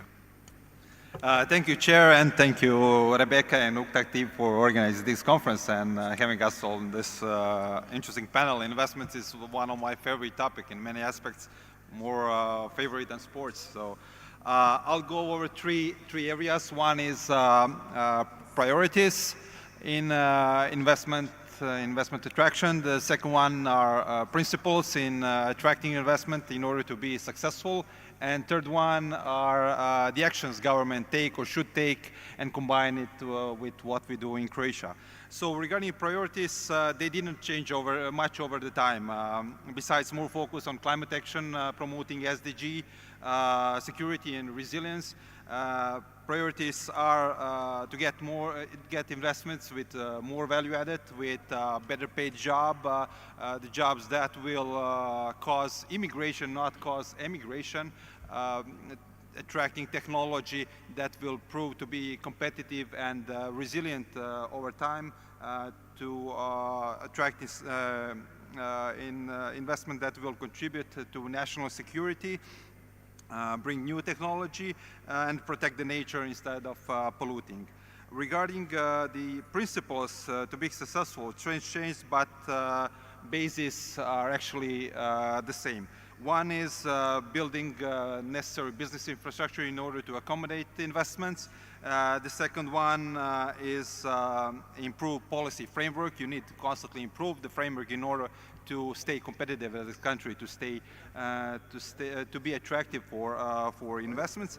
And third is the biggest actually part. Is actually half of the job is sales and marketing. You need to do sales as a country in order to attract investments. For example, if you stand in the middle of this room and give $1,000 to anybody that comes to you, if you don't advertise it, nobody will come. Same is with incentives, with improvement of policy framework or business environment. You need to advertise it. So like successful companies, those who spend less on marketing than on research and development, they're not successful in the long run. Regarding Croatia, we proved to be resilient over time. Our economy is constantly growing. We became the member of European Union, Eurozone, and Schengen. We're soon to be a member of the OECD. We have steady FDI over the last couple of years on our record highs. FDI in the last 10 years is of much better structure than it was when we started with our independence in the first 10, 20 years. Since we are a small country in the heart of Europe, we attract a lot of nearshoring operations from Western Europe. It's good for the country. It brings economic development. It brings better paid jobs. And at the end, it prevents people from moving to Western Europe, which is the issue in entire Europe, that people are moving to more richer countries. And what should countries do in order to stimulate energy transition investment in SDG? I think the best way forward would be a combination of carrot and stick approach. Stick part being enforcing SDGs and climate action goals into the legislation in order for companies to invest more in renewable energy sources, in energy efficiency, and as a society to achieve SDGs. In Croatia, we set even more ambitious goals than on the EU level in certain parts in order to get the reduction of greenhouse gases even higher than the EU average, or to get more investments in renewable energies. And the carrot part would be to incentivize. We are using a lot of national funds, but combined with the EU funds, since we are a EU member state, we had a lot of EU funds available in our budget. So we provide grants, loans with really low interest rates, from like 0.5% to 1% for investments by the companies in Croatia, and different variations of other financial instruments like guarantees, etc. So to get more incentives or investments in the country, we use only this carrot or positive stimulus. Thank you.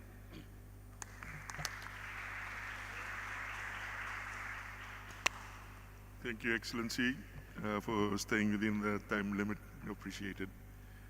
Our next speaker is His Excellency Valdis Dombrovskis, pardon me if I've pronounced that incorrectly, Executive Vice President for an economy that works for the people, the European Union. He is coming in on video, so I'll ask the technical people to put up the video. Ladies and gentlemen, first let me congratulate UNCTAD for organizing the 8th World Investment Forum and the United Arab Emirates for hosting it in Abu Dhabi. This forum comes at a time when economies around the globe are facing an increasingly complicated geopolitical and macroeconomic environment. Even prior to the pandemic in 2020, global foreign direct investment flows had been declining for some years. The growing investment gap for developing countries to meet the Sustainable Development Goals is a particular worry. Against this background, I would like to highlight 3 key strands of EU work to foster sustainable investment globally, with a focus on developing economies: the Green Deal, the Global Gateway, and the new EU agreements to facilitate sustainable investment in developing countries. A key priority for the EU is to ensure that our trade and investment tools contribute to the EU's Green Deal and support a global transition towards a climate-neutral economy. This includes accelerating investments in clean energy, promoting supply chains that are circular, responsible, and sustainable. In addition to public efforts, private investments are critical for achieving the SDGs and the 2030 Agenda. They are also necessary for ensuring a just transition to a climate-neutral economy. However, it is not enough to simply boost investments. They must also translate into concrete sustainable development benefits. This is why the European Fund for Sustainable Development, as part of the Global Gateway, will mobilize up to 135 billion euros worth of private investments in strategic key sectors. To give you an example, the EU, in partnership with the European Investment Bank, is providing 26.7 billion euros in guarantees to finance investments in sectors such as clean energy, green infrastructure, and health.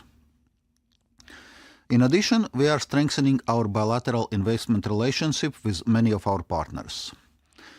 This includes our neighboring countries and Africa. The aim is to create a more conducive environment for sustainable investments.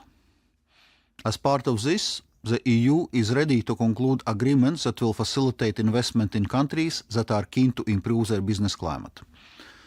This will be coupled with our capacity building support to help them to attract more investment. To give you a first example, we recently concluded a sustainable investment facilitation agreement with Angola. The EU remains a staunch supporter of multilateral rules-based trading system with the WTO at its core.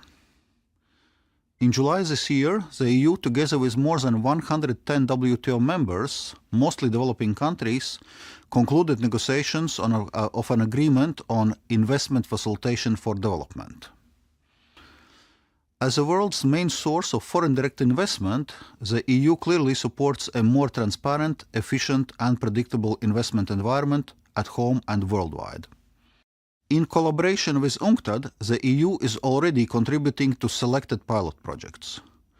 For example, developing countries participating in this new WTO agreement can assess their needs for assistance more easily. The EU believes that UNCTAD must continue its important work. This World Investment Forum is a timely reminder that multilateralism remains an effective means of global engagement in a way that benefits all.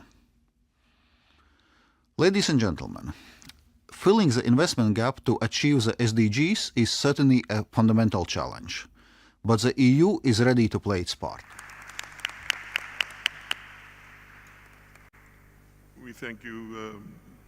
We move on to the next speaker, is Dr. Retno, Minister for Investments for Indonesia. Thank you, Mr. Chairman. Thank you, Excellency Secretary General. Bismillahirrahmanirrahim. Assalamualaikum warahmatullahi wabarakatuh. Good morning. Excellency Minister, honorable guests, ladies and gentlemen. First of all, allow me to introduce myself. My name is Riyatno, the Deputy Minister for Investment Cooperation, Minister of Investment of the Republic of Indonesia. I'm here to represent Indonesia Minister of Investment, His Excellency Bahlil Lahadalia, who unfortunately is unable to attend this same forum. As team leader from around the world, it is an honor to stand before you today at the 8th World Investment Forum, the significant event organized by UNCTAD in collaboration with various partner organizations has consistently served as a pillar of progress, fostering dialogue and synergy among nations for shaping the course of international economic cooperation and development. I congratulate UNCTAD and the Emirati government for hosting this year's forum in the vibrant city of Abu Dhabi. This forum provides a vital platform for world leaders, business actors, and experts to deliberate on the widening SDGs gap and other critical issues that impact global investment, trade, and economic development. As we gather here, we recognize that our collective effort will chart the path toward a more prosperous and inclusive future for all nations. This year's edition calls particular attention to the need for investing in sustainable development, and our cooperation is hence essential to increase such investment. In Southeast Asia, Indonesia is proudly stand as the beacon of economic growth, stability, and innovation within ASEAN, which we have the pleasure to chair in 2023. Our nation's commitment is to fostering increased trade and investment has not only bolstered our own economy, but also play an integral role in advancing the region's economic landscape. Indonesia's economic journey, like the resilience and perseverance, is a testament to our dedication to forging meaningful partnership across borders. We firmly believe that by nurturing an environment conducive to trade and investment, we lay the foundation for sustained economic progress and improved living standards. Through our active participation in ASEAN, we continue to champion this principle, recognize that our all collective effort within the bloc have the potential to elevate us all. Indonesia has made remarkable economic, political, and social progress over the past 2 decades through ambitious reform. This country government has set up a number of key priorities for investment policy making in coming years. This includes strengthening their policy environment to attract sustainable and impact assessment and channel them toward competitive and innovative population, as well as social and development quality among the people and area in the country. Honorable guests, Indonesia faces several challenges in investment policy making for sustainable development. One of the challenges is the need to focus on economic growth while also paying attention to the environmental protection, which is actually in line with the sustainable economic development model that the government trying to implement.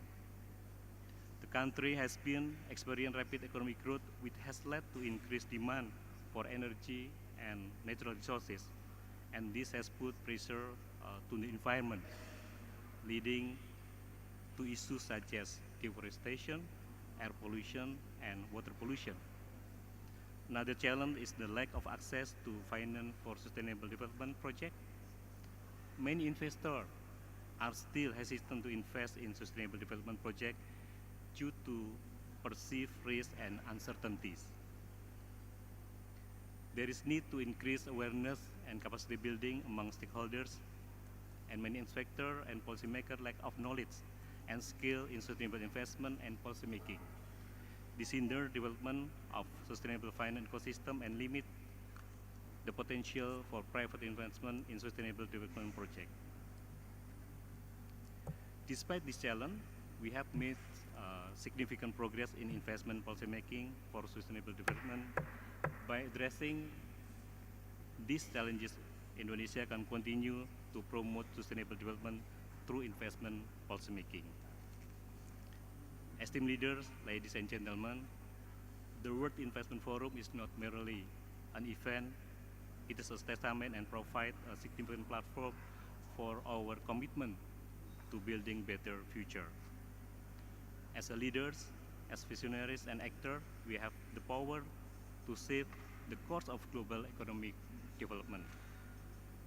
I stand before you today as the representative of Indonesia, a member of G20 and ASEAN, and also a global citizen committed to fostering economic growth, innovation, and cooperation. Let us, the opportunity presented by this forum, harness and the insight from our policy debate and the result, and collectively pave the way for prosperity and propel our nation and the world toward breakthrough tomorrow. Finally, I believe this forum will be a great platform to exchange ideas and share best practice, and I hope that today's discussion will bear fruit and lead to a new initiative that will further strengthen our partnership. Thank you very much.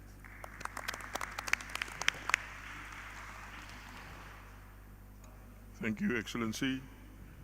We'll now move on to the next speaker, His Excellency Dr. Syed Ehsan Kandozi, Minister for Economic Affairs and Finance, the Islamic Republic of Iran. Thank you. Thank you. In the name of God, dear colleagues, it's a great honor for me to speak at this event. And first of all, I would like to express my deep condolences for the deaths of people, especially children in Palestine and Gaza. Based on the topic of this event today, I would like to bring into your kind attention in two categories. First, the obligatory factors of realizing sustainable investment in the new world order, and second, the measures taken by the Islamic Republic of Iran for attraction of foreign investment while complying the necessary obligations. This is because the attraction of foreign investment in the 2 years of the new Iranian administration has doubled compared to the previous years, despite of sanctions constraint. Having figured key factors, I would like to propose that developmental priority, I stress developmental priority, for us in our region, I mean Middle East and North Africa, is making joint investment through absorbing international financial resources by the regional countries in the field of first controlling fine dust, second water resource management, second generating clean and renewable energies, and fair exploitation of natural hydrocarbon resources at our region. In order to facilitate and strengthen the above-mentioned plans and enjoy the capacity of investment absorbing in these areas, I, as the Minister of Economic Affairs and Finance, and also as a representative of the government of the Islamic Republic of Iran, state that Iran's almost 7-year experience in receiving foreign investors manifest the commitment and appropriate embrace of Iranian to foreign investment. And Iranian government has never neglected providing services to foreign investors. To this end, Iran enjoys one of the most admirable legal systems protecting foreign investment among other countries in the region. Welcomes foreign investment from all countries, especially in the area of sustainable development and renewable energy, especially solar. In this context, numerous Iranian companies benefiting from technical knowledge and precious experience express their readiness and to cooperate with foreign investors and international development organizations in the form of joint venture. Thank you very much.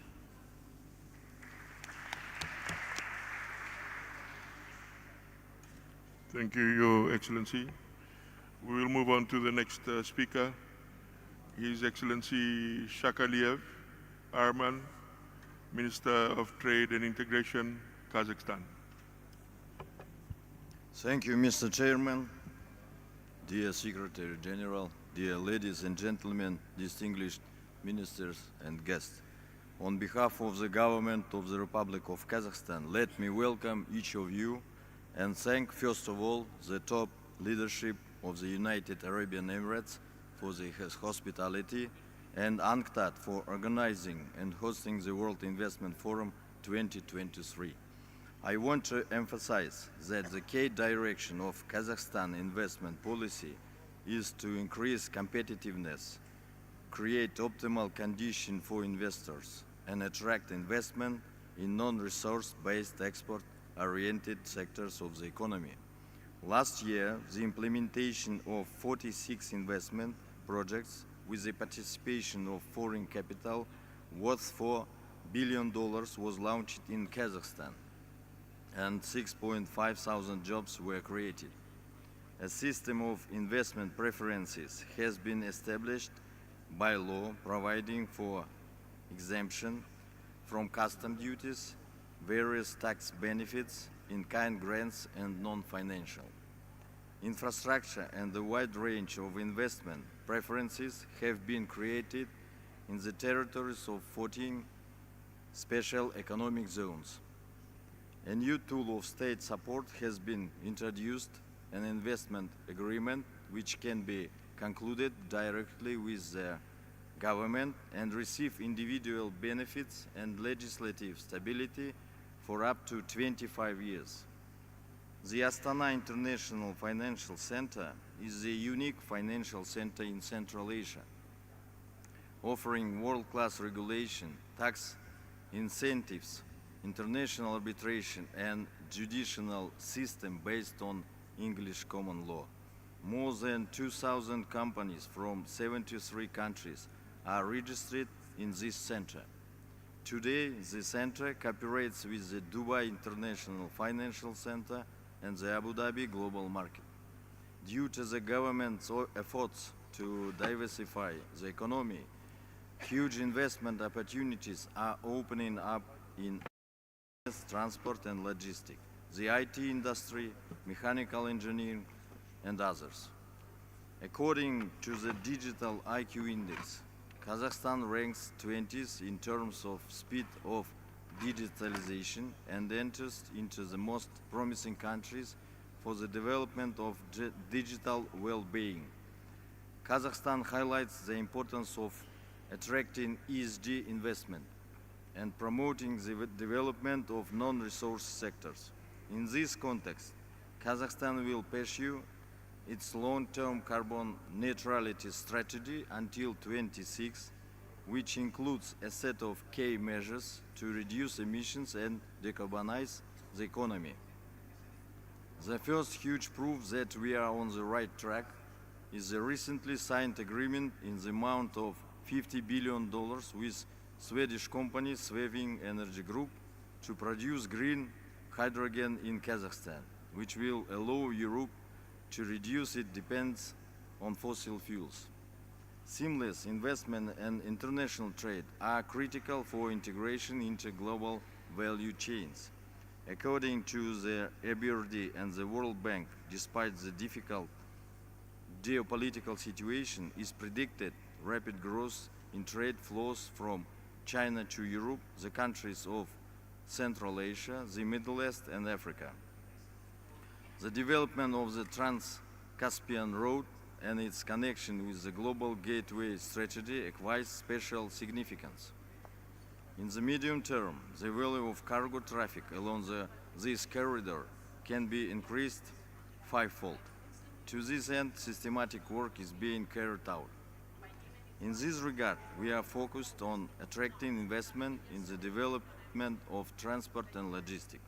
We have started to work with large logistic companies such as Simatex Shipping and Forwarding and Abu Dhabi Ports to develop a new transport route for the supply of agricultural goods from the Kazakh port of Kuryk to the Persian Gulf countries through the ports of Amirabad and Bandar Abbas in Iran. In addition, we are interested in implementing joint investment and technological projects in the agro-industrial complex of Kazakhstan. As one of the world's largest agricultural exporters, Kazakhstan is committed to using its agricultural potential to address global food shortage.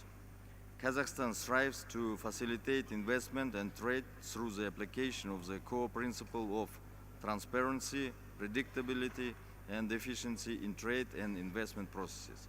Among the many reforms undertaken by the government of the Republic of Kazakhstan recently, I would like to highlight the Central Asia Gateway Initiative, launched this year, one of the best technologies to support trade development. Developed in partnership with all Central Asia countries, with the support of the International Trade Center, as part of the EU-funded project Ready for Trade Central Asia. It brings together our national trade facilitation portals into a single online platform covering 280 trade flows in Central Asia. Improving the investment climate, open dialogue with investors, improving infrastructure to attract investment is the strategic direction of the government's work and one of the most important conditions for the success of the modernization course being carried out in the country. Thank you very much. Thank you for your attention.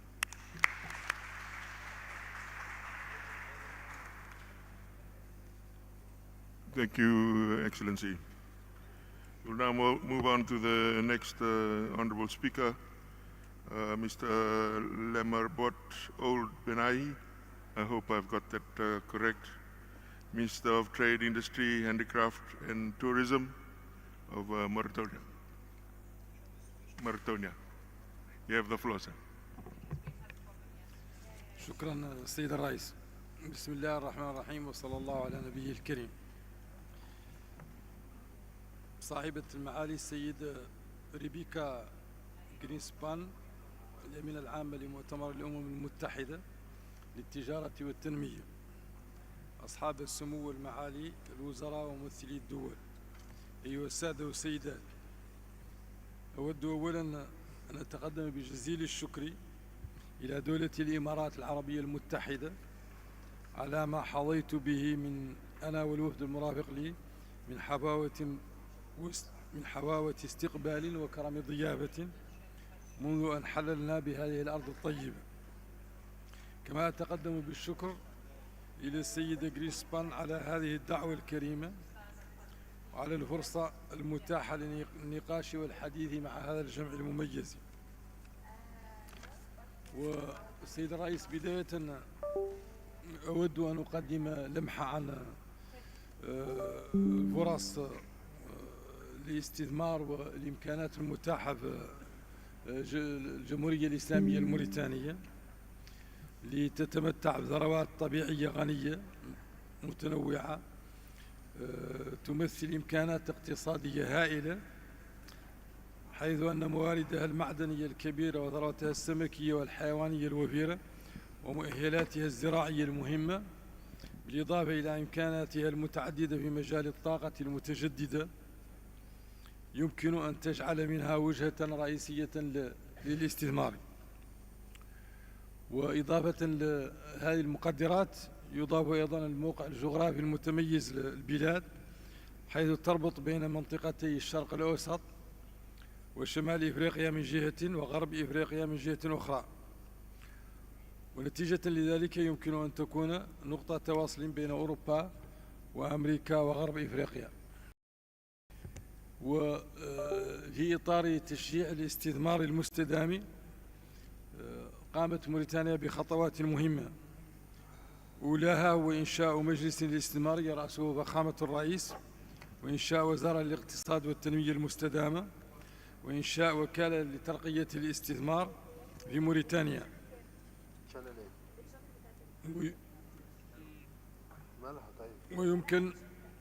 ويمكن القول بأن بعض المجالات الاستثمارية المستدامة في موريتانيا تتمثل في النقاط التالية. أولا في مجال الطاقة، حيث تتوفر البلاد على إمكانات كبيرة في مجال الطاقة الشمسية والطاقة الهوائية والطاقة الكهرومائية، ويمكن الاستثمارات في مشاريع الطاقة المتجددة مثل حقول الطاقة الشمسية والهوائية ومحطات الطاقة الكهرومائية أن تساعد في تقليل الاعتماد على الوقود الأحفوري وتعزيز الطاقة النظيفة. وبالنسبة للوكالة الدولية للطاقة المتجددة، تبلغ إمكانات إنتاج الطاقة المتجددة في موريتانيا 4000 جيجاوات، وقد اعتمدت موريتانيا استراتيجية وطنية لتحويل قطاع الطاقة تهدف إلى زيادة حصة الطاقة المتجددة إلى 60% من مجمل الطاقة المستخدمة بحلول سنة 2030. وحتى الآن تبلغ نسبة إنتاج الطاقة المتجددة حوالي 40% من إجمالي الإنتاج الكهربائي في موريتانيا. ويضاف لهذه العناصر السابقة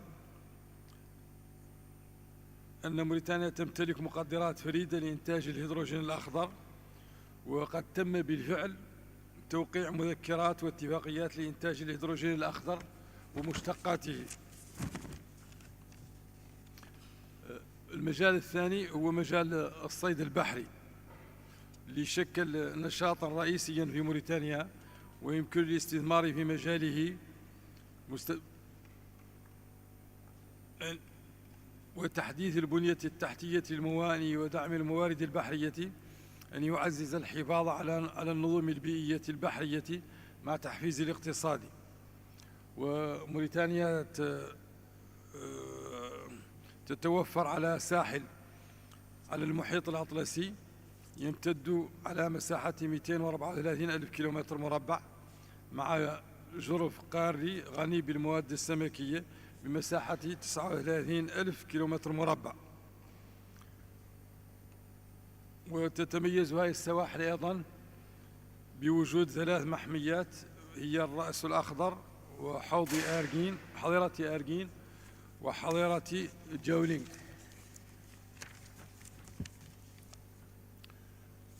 وكذلك يمكن أيضا ذكر مجال الزراعة من المجالات التي قد تكون قد يفيد الاستثمار فيها في التنمية المستدامة، وذلك بالاستثمار في أساليب الري الحديث، وفي تحقيق الأمن الغذائي للبلاد وتقليل الاعتماد على الموارد الغذائية. وتبلغ مساحات الأراضي الصالحة للزراعة في موريتانيا حوالي 513 ألف هكتار، ولم يستقل إلى حد الآن مجمل هذه المساحات، حيث أن المساحات المستقلة حالا تمثل 70 ألف هكتار للزراعة المروية و180 ألف هكتار للزراعة المطرية، وهو ما يشكل تقريبا أقل من 45% من الأراضي الصالحة للزراعة. ويمكن كذلك السيد الرئيس ذكر التنمية الحيوانية كمجال للاستثمار، حيث يتميز قطاع الثروة الحيوانية رغم أن تقديراته لا تعكس قيمته الحقيقية بمساهمته في الاقتصاد الوطني تناهز 10% من الناتج المحلي الإجمالي سنة 2021 وتساهم بما يصل إلى 65% من القيمة المضافة للقطاع الريفي. وتمتلك موريتانيا ثروة حيوانية كبيرة تقدر سنة 2021 بأكثر من 29 مليون رأس. You've got 30 seconds to wrap up. Sorry. الدقيقة السادسة حتى أكمل. ويمكن إضافة أيضا لاستغلال المنجم المسؤول والمحافظة على البيئة والتنويع الاقتصادي. وشكرا السيد الرئيس.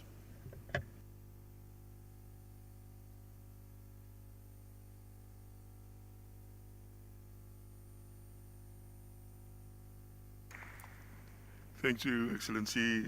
As mentioned before, feel free to hand over the detail of your statement to the Secretariat, which they can publish. We now move on to the next speaker, Excellency Devika Vidot, Minister for Investment, Entrepreneurship and Industry for the Republic of Seychelles. You have the floor, Madam. Thank you, Chair. Your Excellencies, distinguished guests, members of the Seychelles delegation present in the audience, ladies and gentlemen, good morning to you all. Emerging from the pandemic, the Seychelles government has made it a priority to focus on diversifying its economy, and we're doing so using a two-pronged approach. One is to enhance the benefits gained from the tourism industry, which remains the leading sector in terms of FDI, both in terms of value and interest.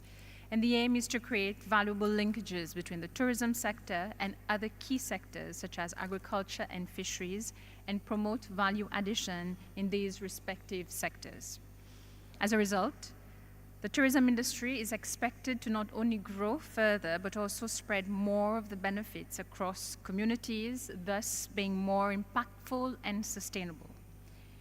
Secondly, being limited in resources, Seychelles is focusing its efforts on attracting investment in key areas such as the digital economy, food and beverage, as well as renewable energy.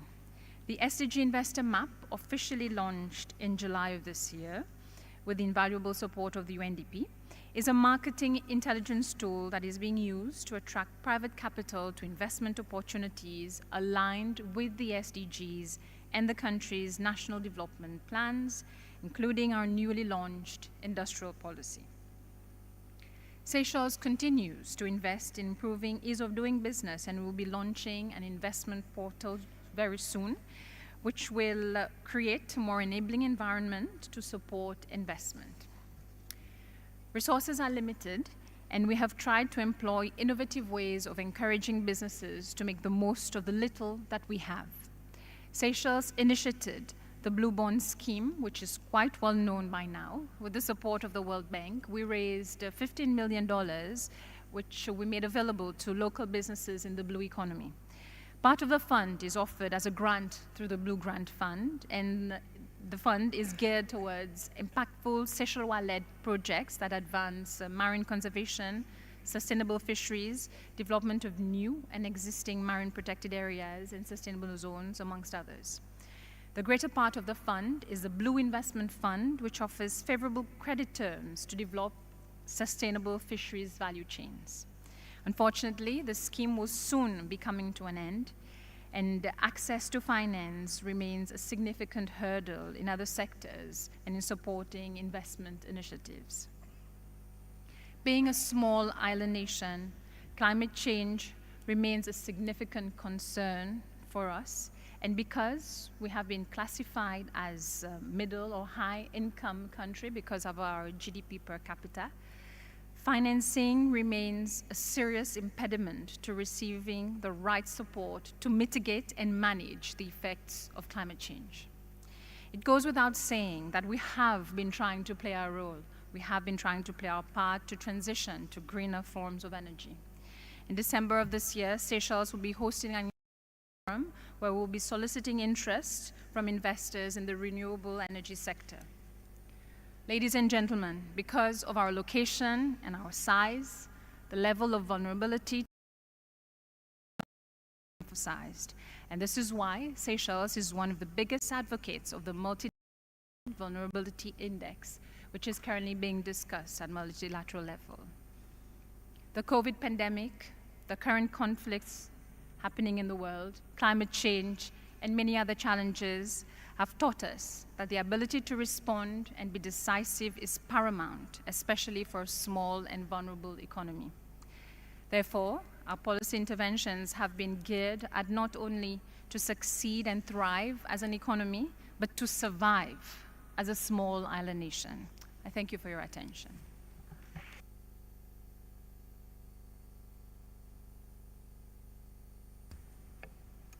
Thank you, Excellency, for that intervention. And just to let you know, at the meeting we had yesterday, we did discuss the challenge of classification through the World Bank, and there is active discussion on that. And in fact, the country of Fiji has already benefited by a revision. So I would encourage all small island states to have active conversations with the World Bank in terms of the classifications. Thank you.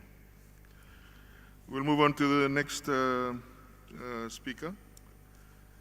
His Excellency Mr. Dulam Amunugama, State Minister of Investment Promotion, the Democratic Socialist Republic of Sri Lanka. Your Excellency, the Chair, and also Madam Rebecca, Excellencies, ladies and gentlemen, it's a privilege today for me to address the United Nations Conference on Trade and Development, or the 8th World Investment Forum hosted in Abu Dhabi. Sri Lanka also is seated next to Seychelles and also is a similar island nation in the Indian Ocean, again with another small economy. So let me just brief the House as to what's going on in Sri Lanka, and secondly, I will brief the House on the steps that have been taken towards sustainable development. Well, Sri Lanka has had its share of good luck and bad luck, where the economic development of the country was held back for almost 3 decades, with all the governments trying to fight a terrorist group which operated in the region for almost 3 decades, which was 30 years. And finally, terrorism was eradicated in the year 2009, where the development boom was triggered after the post-war situation. I would like to remind you that in the midst of all this, we were hit by a tsunami as well, which resulted in about 20,000 deaths and a huge impact on the economy at the time. Of course, post-war situation was there were a lot of FDIs that came into the country. Of course, China had helped Sri Lanka to a great extent to develop. There was a boom in infrastructure development where there were highways, airports, ports were constructed. For the first time, there was a record of FDIs of about 3 billion. And also the GDP to loan ratio was accelerated to about 17% from the year 2009 to 2011. Things were on the climb until the whole world, all of us together, had to walk into the COVID-19 pandemic, which made a severe impact on the economy. Of course, the pandemic was managed quite well by the government, where the death tolls were kept quite low. But the economic impact, or the financial impact on the economy, could have not been managed to that level. As a result, to keep a long story short, there was severe shortage in forex, which resulted in 15-hour power cuts, which resulted in long queues in fuel stations, and also finally which resulted in public uprising. And the final end result of that was the Prime Minister and the President stepping down from their portfolios. And for the first time in Sri Lankan history, though the legislation had been there, the members of parliament were responsible to elect a president through the vote of not the public, but through a vote of the members of the House. It was our responsibility to take a collective decision and to select the best pilot to fly us through the storm. It was decided by over 2/3 of the House to reappoint former Prime Minister, His Excellency Ranil Wickremesinghe, as the President. Since he took the wheel, he decided to face the obstacles and he re-engaged. We have engaged with the IMF program. We have successfully concluded the first stage of the IMF program, and we have moved in to the second stage. The debt restructuring program is in progress. At the moment, His Excellency is in Beijing, negotiating the restructuring of the debt, and we are hoping that the debt restructuring program will, of course, be of a success. We are not requesting for a cut on our debt, but the only thing we are requesting is a little bit of extra time for the payment of the debt to our debtors. Of course, the steps taken towards sustainable development. In 2017, the Sustainable Development Council of Sri Lanka was established under Act passed in Parliament, which was the Act 19 of 2017. 400 government agencies have been included, with high-ranking officials like the Governor of the Central Bank and the Secretary Finance leading the Sustainable Development Councils, also headed by other experts. The vision of the Council is to promote Sri Lanka towards a sustainably developed nation through an inclusive and historic approach that ensures environmental, social, and economic harmony. And also, investment can only be promoted by making our country competitive on a global scale and adhering to the sustainable development goals. The only way we can do this is by making sure the factor market, namely land, labor, capital, and entrepreneurship are more competitive and infusing the concept of sustainability in all factors. On the investment front, we are making progress on all the understated operations or the policy decisions which have been taken by the government, such as a new investment law, which is being drafted. There has been an oversight committee that has been appointed. A new comprehensive investment law is being drafted. Hopefully, we should be able to implement the new investment law from the beginning of 2024. There's been a new institution called the IFC, which is the Investor Facilitation Center, which is a one-stop shop to facilitate investors coming into Sri Lanka. And also the SDPs, which is the Strategic Development Projects, gives investors the opportunity on a certain threshold of investment to come in and to tailor-make your incentives or your tax structures on the threshold of investment brought into the country. And the well-known Colombo Port City project is almost completed. The BSI, which is the Business of Strategic Importance Bill, has been passed in Parliament, and the Colombo Port City has been launched. It was launched in Abu Dhabi a couple of weeks back and also in Dubai. And I would like to say that Colombo Port City is ready to get off the ground, and I would also like to invite all our colleagues to come and invest in the Colombo Port City. Also, there are new labor laws being drafted. There will be a new land law which will permit foreigners to buy land in Sri Lanka. We operate more than 17 free trade zones, so we are converting our zones into green zones. And also Trincomalee, the port within Trincomalee, will be developed as the hub for green hydrogen and renewable energy. And also, the President has initiated the Climate Change University, which will be constructed in my hometown, that is the hill capital of Sri Lanka in Kandy. And also, we have come up with new policies like zero duty on EVs, zero duty on assembling electric vehicles. And also, in the past few months, we have managed to sign agreements for about we have signed contracts with about 40 investors to commence with their wind and solar renewable sustainable energy projects. So that's a long story in short.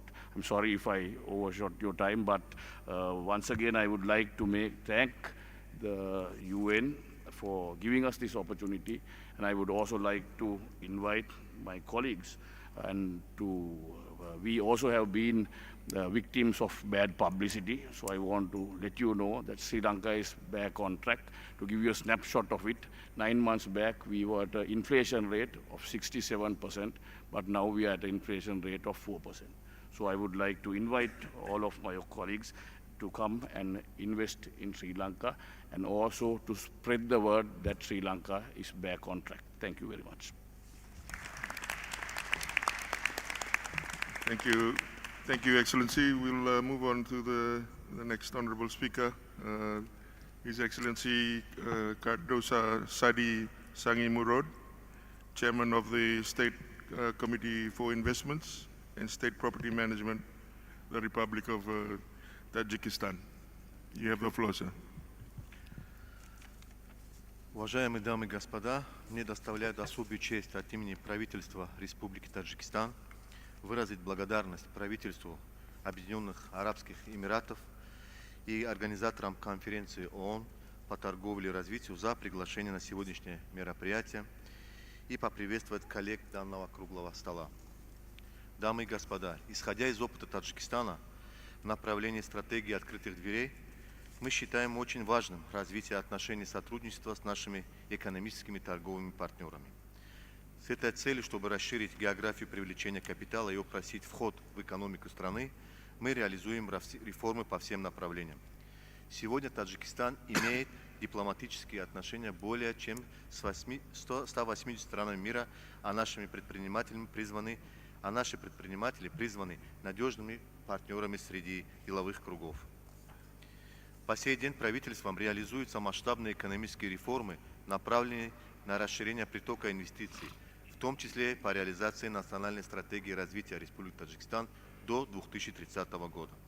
В этом процессе Таджикистан многие годы успешно сотрудничает с международными финансовыми институтами и другими партнерами. Международные финансовые институты сегодня оценивают Таджикистан как страну с быстрорастущей экономикой. Так, среднегодовые темпы экономического роста в стране за последние 10 лет составили более 7%. Законодательство страны предоставляет более 100 инвестиционных льгот и широкие правовые гарантии для защиты инвестиций. Инвесторы имеют право свободно выбирать способ установления сотрудничества путем создания совместного предприятия или на основе договоров, государственного частного партнерства, концессий или инвестиционных соглашений.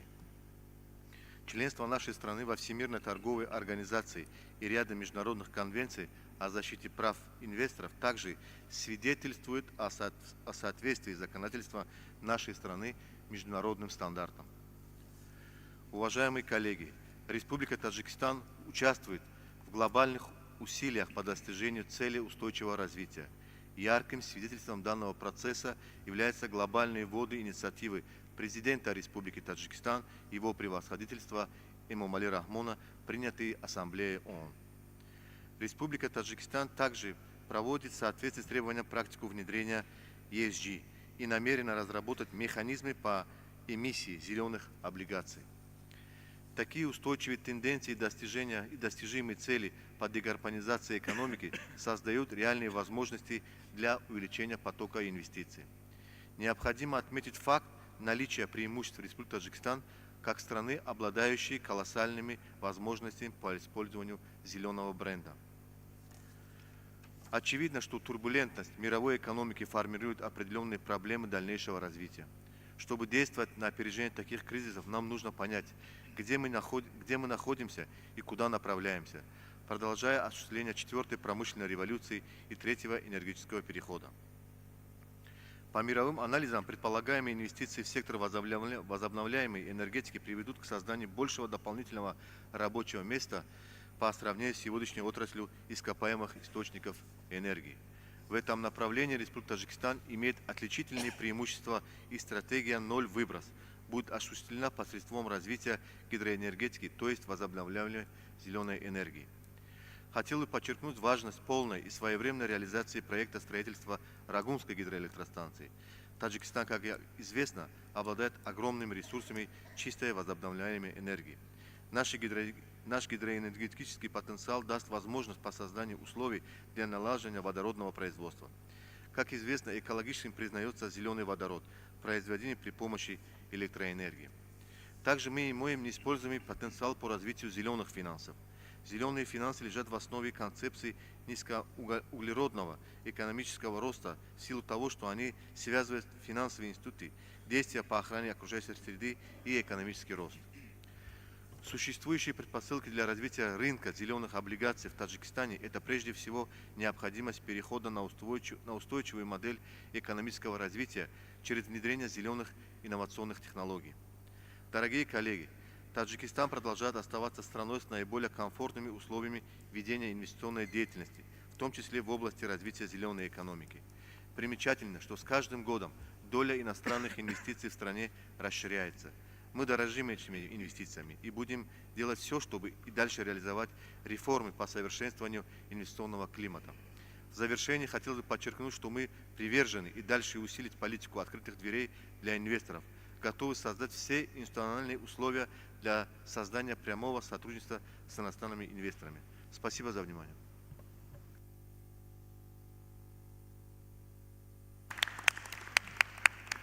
Thank you, Excellency. We'll move on to, I believe, the to the next speaker. His Excellency Serdar Jorerev, Minister of Finance and Economy, Turkmenistan.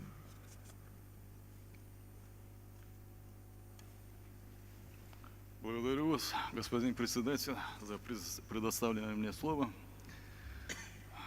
Уважаемый господин председатель, уважаемая госпожа Ребекка Гринспун, уважаемые министры, уважаемые дамы и господа.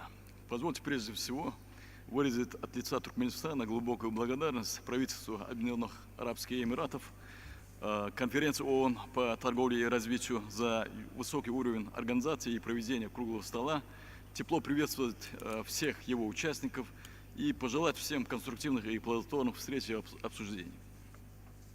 Сегодня, как никогда, для устойчивого и стабильного развития мира и национальных экономик необходимо привлечение инвестиций, особенно приоритетными являются прямые, выработка новых прогрессивных подходов в реализации инвестиционной политики, которая, как известно, формируется исходя из особенностей конкретного государства, тех целей и задач, которые государство ставит перед собой с учетом целевых установок его социально-экономического развития и целой повестки 2030. Создавшаяся в мире ситуация, характеризующаяся нестабильностью, созданием новых угроз, вызовов и очевидным кризисом доверия, подрывает устои глобальной архитектуры инвестиционных взаимоотношений, основанных на сложившейся международной правовой системе. В этом плане потенциал ООН может оказать необходимую поддержку в выработке конструктивных решений, особенно по финансированию СУ. Хотел бы отметить, что инвестиционная политика Туркменистана ориентирована на укрепление конкурентоспособности отраслей, повышение эффективности инвестиций, а также на достижение конкретных результатов социально-экономического развития страны с учетом приоритетов экономической политики. Важное место при инвестировании придается решению таких ключевых задач, как диверсификация экономики и совершенствование ее структуры, ускоренная модернизация и техническое перевооружение действующих и создание новых высокотехнологичных производств, а также устойчивость цепочек поставок. В связи с этим одним из важнейших приоритетов инвестирования является транспортно-коммуникационная сфера и ее инфраструктура.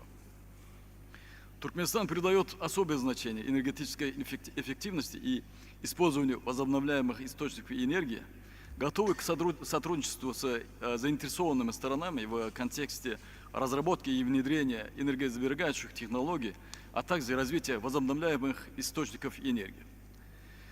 Одна из целей инвестиционной политики нашей страны – привлечение инвестиций в основной капитал и их направление в инновации, производство с высокой добавленной стоимостью, в создание новых рабочих мест и развитие человеческого капитала, а также сферы, призванные обеспечить экологическую и социально-экономическую безопасность страны. Правительство Туркменистана уделяет важное значение созданию национальной стратегии финансирования целей в области устойчивого развития, согласованной с основными приоритетными направлениями страны в рамках усилий по созданию комплексных национальных механизмов финансирования. Уважаемые дамы и господа, резюмируя свое выступление, особо хотел бы выделить важность национальной стратегии финансирования ЦУР в рамках усилий по созданию интегрированных национальных механизмов финансирования, что включает в себя создание прозрачных, эффективных и ориентированных на результат систем управления государственными финансами. Хотел бы также отметить важную роль частных, внутренних и международных финансов, применение инновационных финансовых инструментов и цифровых финансов, создание объединенных фондов, а также мобилизация международных финансовых ресурсов, предоставляемых финансовыми институтами и фондами. Одним из стратегических подходов считаем усиление политики государственного и частного партнерства в области инвестиций в программах развития производственной и социальной инфраструктуры, зеленой экономики, роста финансирования малого и среднего предпринимательства за счет частных источников. Уважаемые дамы и господа, сегодняшний круглый стол призван закрепить динамику нашего сотрудничества в области мобилизации финансов, открыть его новые направления и перспективы. Позвольте пожелать всем участникам круглого стола успехов на благо процветания наших государств, а также крепкого здоровья. Благодарю за внимание.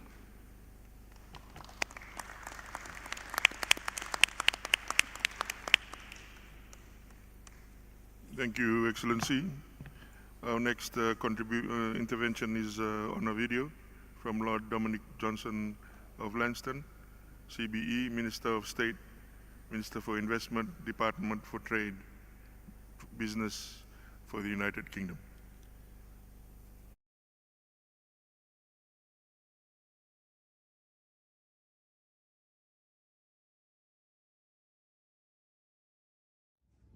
Well, hello everyone, it's Dominic Johnson here, I'm the UK Investment Minister, and I'm very sad not to be in Abu Dhabi today, and thank you enormously to Minister Al-Swedi who invited me to send a short video message, and also should send greetings to all the investment ministers around this table. I'm told there are a number of us. I think we're a special breed, and we all know how challenging it is to do our job, but also how fabulous it is when we raise the big investments that will help change our economies. So my first message is really about what the UK's ambitions are.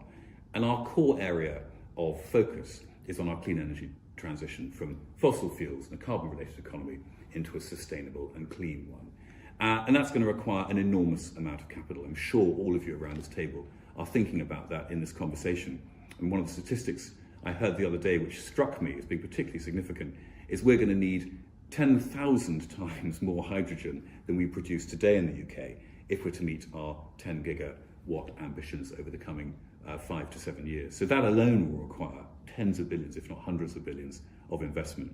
We're also building out our very successful offshore wind industry, which we've pioneered and is now the leading source of our clean energy, and I think is a world leader as well in terms of offshore wind transmission mechanisms, how we worked out our offtake.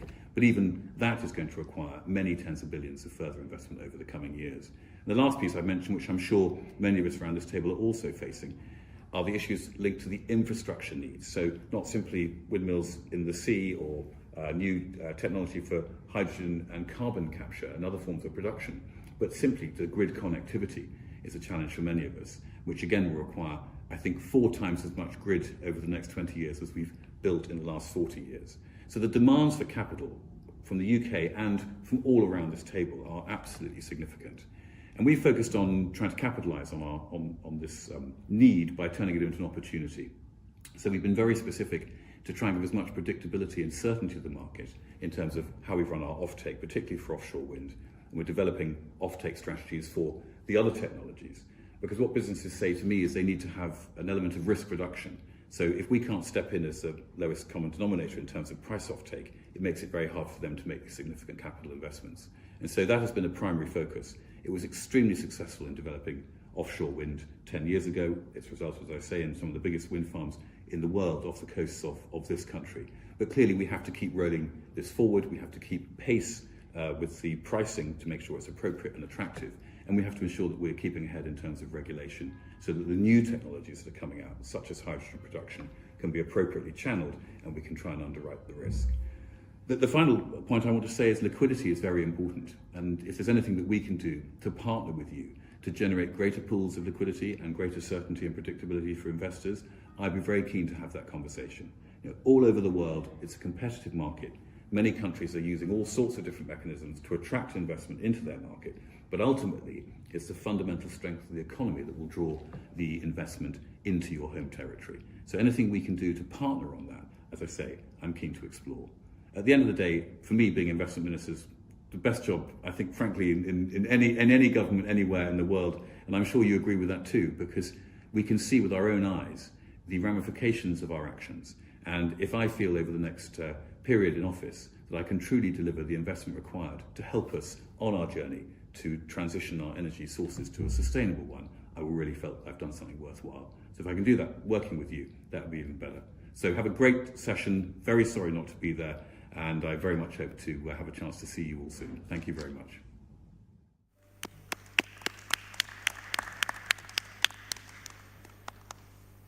Thank you. We'll move on to the next speakers from some of the multilateral agencies. And I would like to invite Ms. Paula Navadez Ojeda, President of the United Nations Economic and Social Council.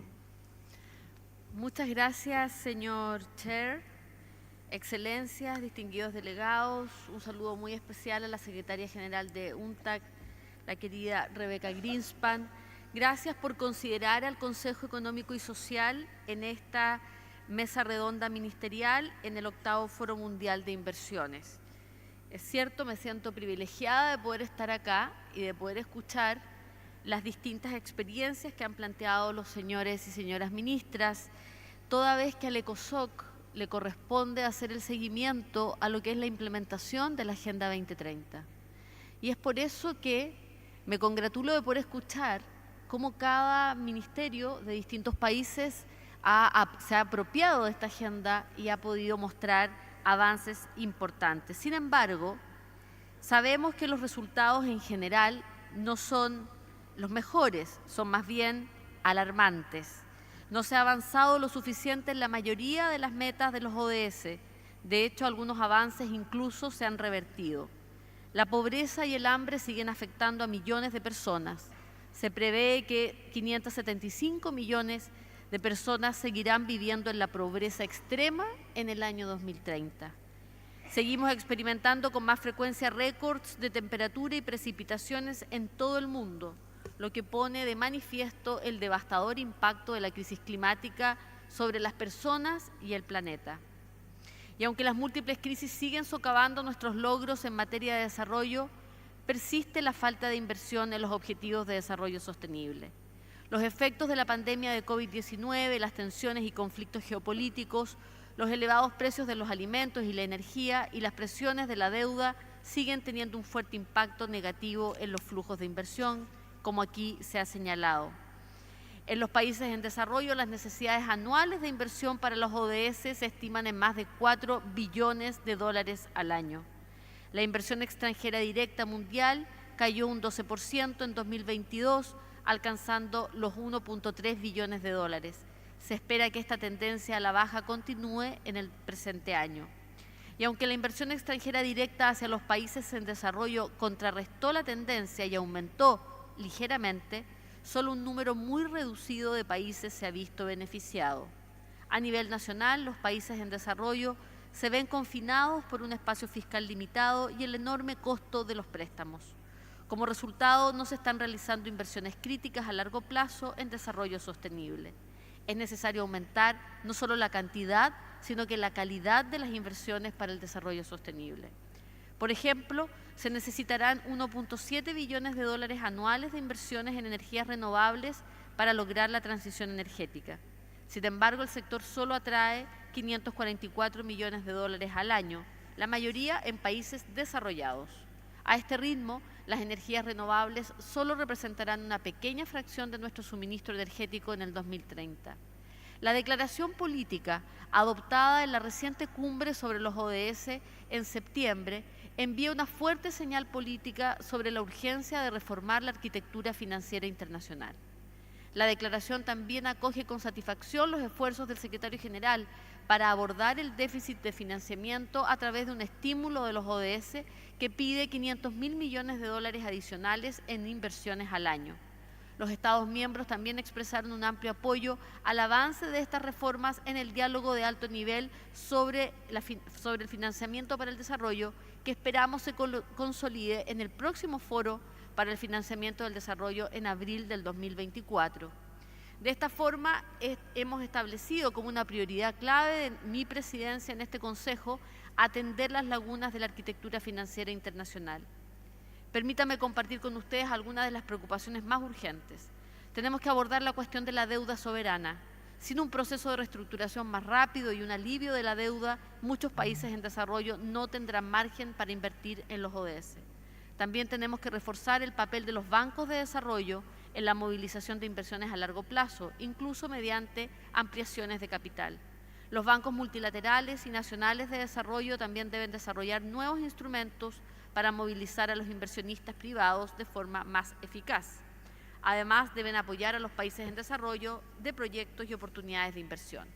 De esta forma, hago un llamado al sector empresarial para que desarrolle soluciones prácticas que puedan apoyar la ampliación de financiamiento privado y la inversión para el desarrollo sostenible.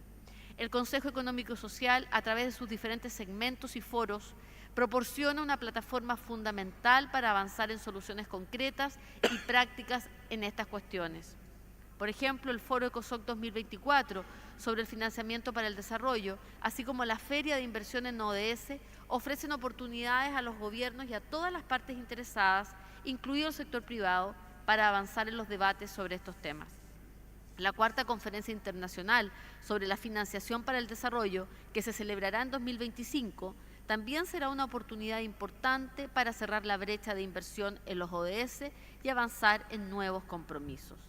Tenemos ante nosotros otro foro para acelerar la acción, la próxima COP28, que se celebrará aquí en los Emiratos Árabes Unidos, debe dar lugar a acuerdos claros por parte de los actores de los sectores público y privado para movilizar inversiones críticas para los ODS y para la acción por el clima. Estoy convencida que podemos alcanzar estos objetivos para las personas, el planeta y la prosperidad, si formamos una verdadera alianza mundial entre todas las partes interesadas. Tengan la seguridad de que como presidenta del Consejo Económico y Social me comprometo plenamente a apoyar a todos los países en sus esfuerzos por movilizar las inversiones que se requieren para el logro de los ODS. Muchas gracias, señor Chair.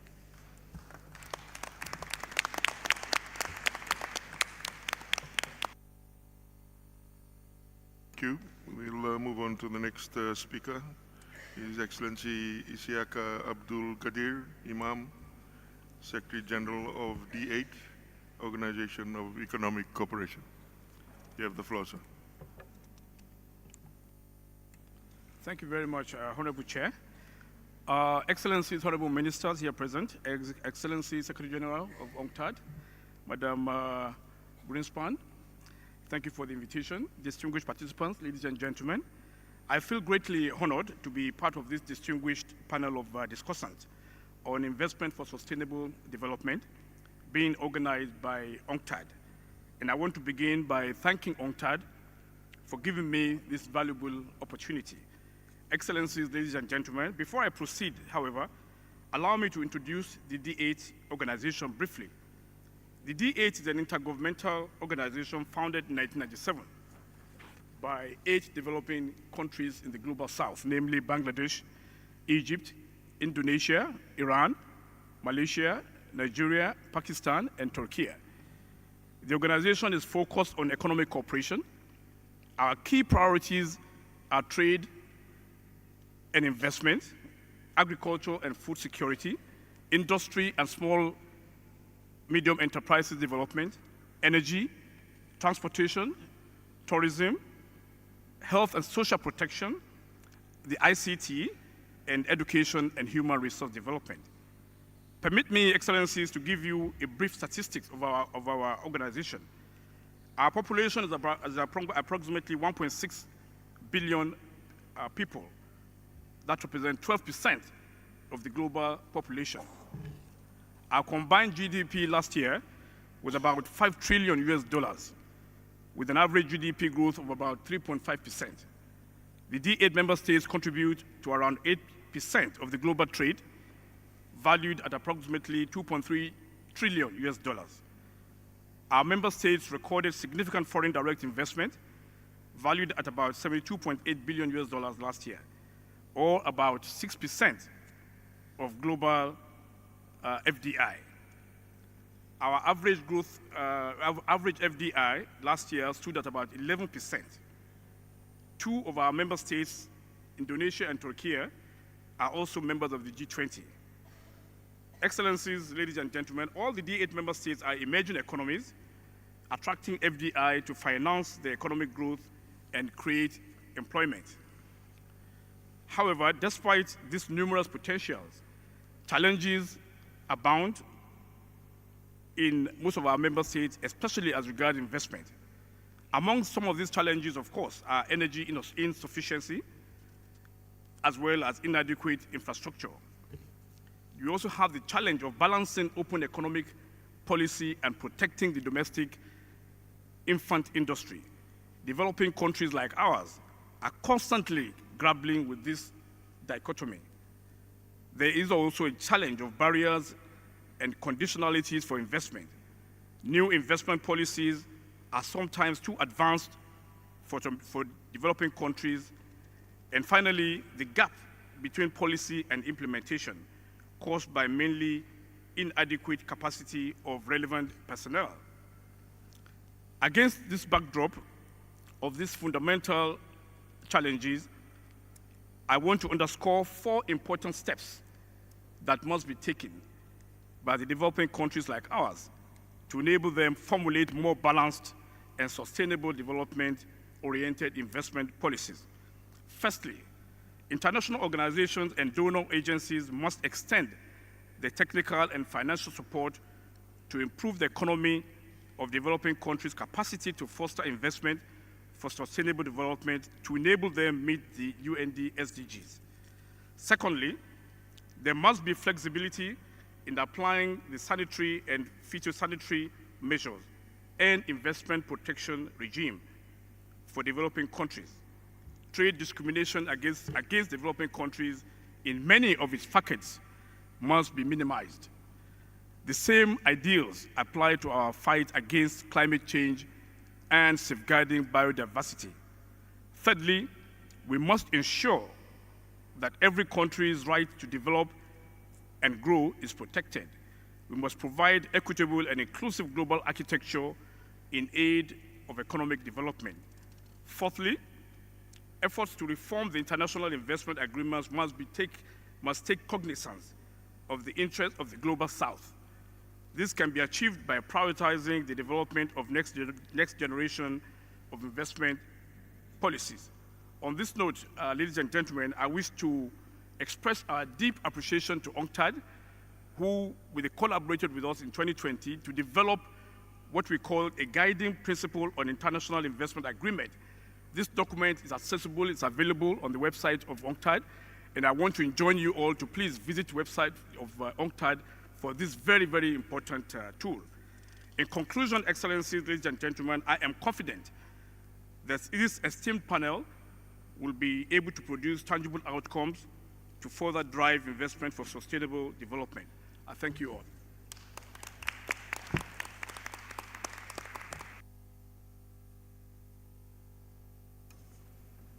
Thank you, Excellency. Our final speaker today is Mr. Wamkele Kebetswe Mene, Secretary General, African Continental Free Trade Area Secretariat. You have the floor, sir. Thank you very much. Honorable Deputy Prime Minister, and let me start by appreciating the manner in which you are chairing our proceedings today. I would note that you said at the beginning that we shall proceed in alphabetical order, and the African Union, which I represent today, has come after the European Union in today's alphabetical order. Nonetheless, I want to appreciate your chairing of our session. I want to also thank UNCTAD for the invitation to the African Union and to the AFCFTA in particular, and I congratulate Her Excellency Madam Secretary General for her leadership and the vision that you set out at the very beginning of this dialogue today. And I think the manner in which you articulated the challenges that confront the global economy, that confront the multilateral trading system, really require all of us to provide collective leadership. I will speak briefly on 2 or 3 broad points. First, how has the African Union and the AFCFTA sought to accelerate reforms of industrial development, which is financed by investment? What tools have we introduced to ensure that the investment climate on the African continent certainly provides predictability, protection of investment, and fosters greater investment? According to our numbers, intra-Africa investment is at a very low 4%. And that is largely because of the lack of a coherent regulatory framework for investment. And in response to this, the Ministers of Trade negotiated and concluded the Pan-African Instrument on Investment Protection, which is the AFCFTA Protocol on Investment Facilitation and Protection. That instrument builds on the work that UNCTAD did, the reforms that UNCTAD undertook 15 years ago. We know the challenges that we experienced 15 years ago or so. They were mentioned today by the Honorable Minister of Colombia. And so in the protocol on investment, we have undertaken, codified all of the reform objectives that we had sought to place on the agenda of the multilateral trading system, but did not succeed. And so here we are, a constituency of 47 countries that have ratified the protocol, and we have codified into law reforms which include the right to regulate of a host country. We have managed to correct the asymmetry of the past.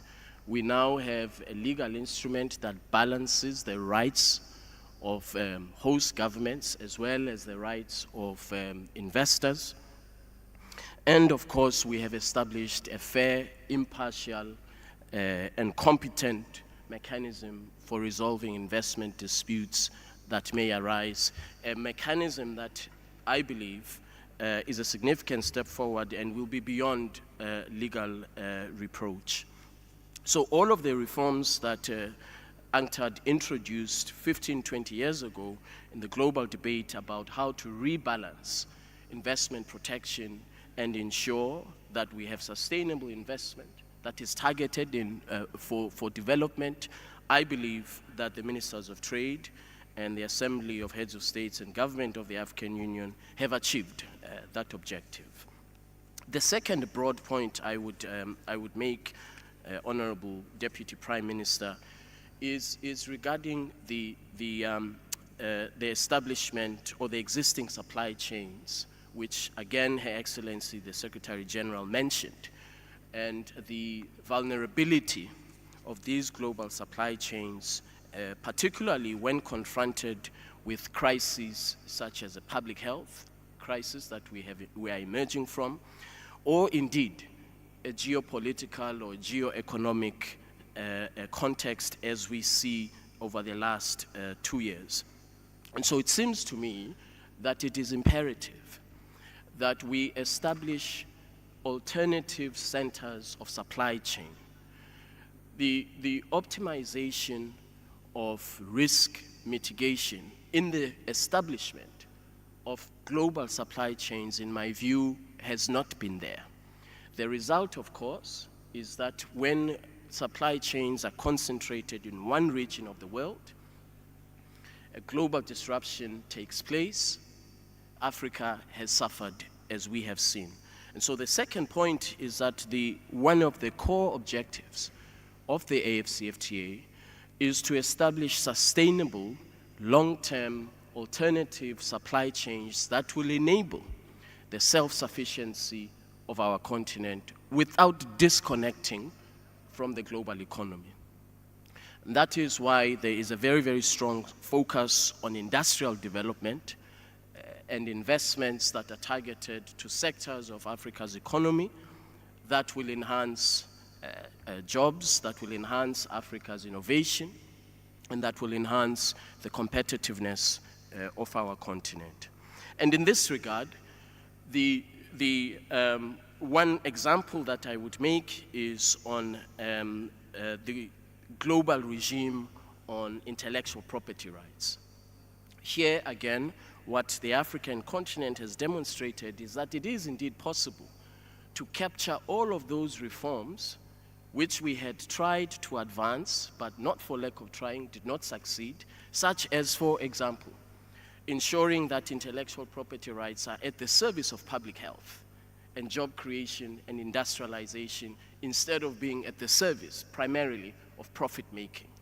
And so if you look at the protocol on intellectual property rights of the AFCFTA, once again, it achieves this balance between public health and the rights of right holders. And we seek to ensure that in crisis, public health crisis that may take place later or in future, that we have an intellectual property rights regime that will enable resilience and that will ensure that we have the job creation that we seek to achieve. The last point, Honorable Deputy Prime Minister. Here again, we have sought to reinforce the multilateral trading system and its relevance by developing a protocol on digital trade, which will soon be concluded by ministers of trade. And the protocol on digital trade is not going to focus only on market access, but it will focus also on digital inclusion, particularly digital inclusion of small medium enterprises that are led by women and young people. By the end of the year, we will have this protocol, and I believe it will be the first of its kind, where these legally binding obligations are established in advancement of Africa's digital economy. And so I end here on these points, Honorable Deputy Prime Minister, and I want to once again thank you and UNCTAD for the opportunity. Thank you.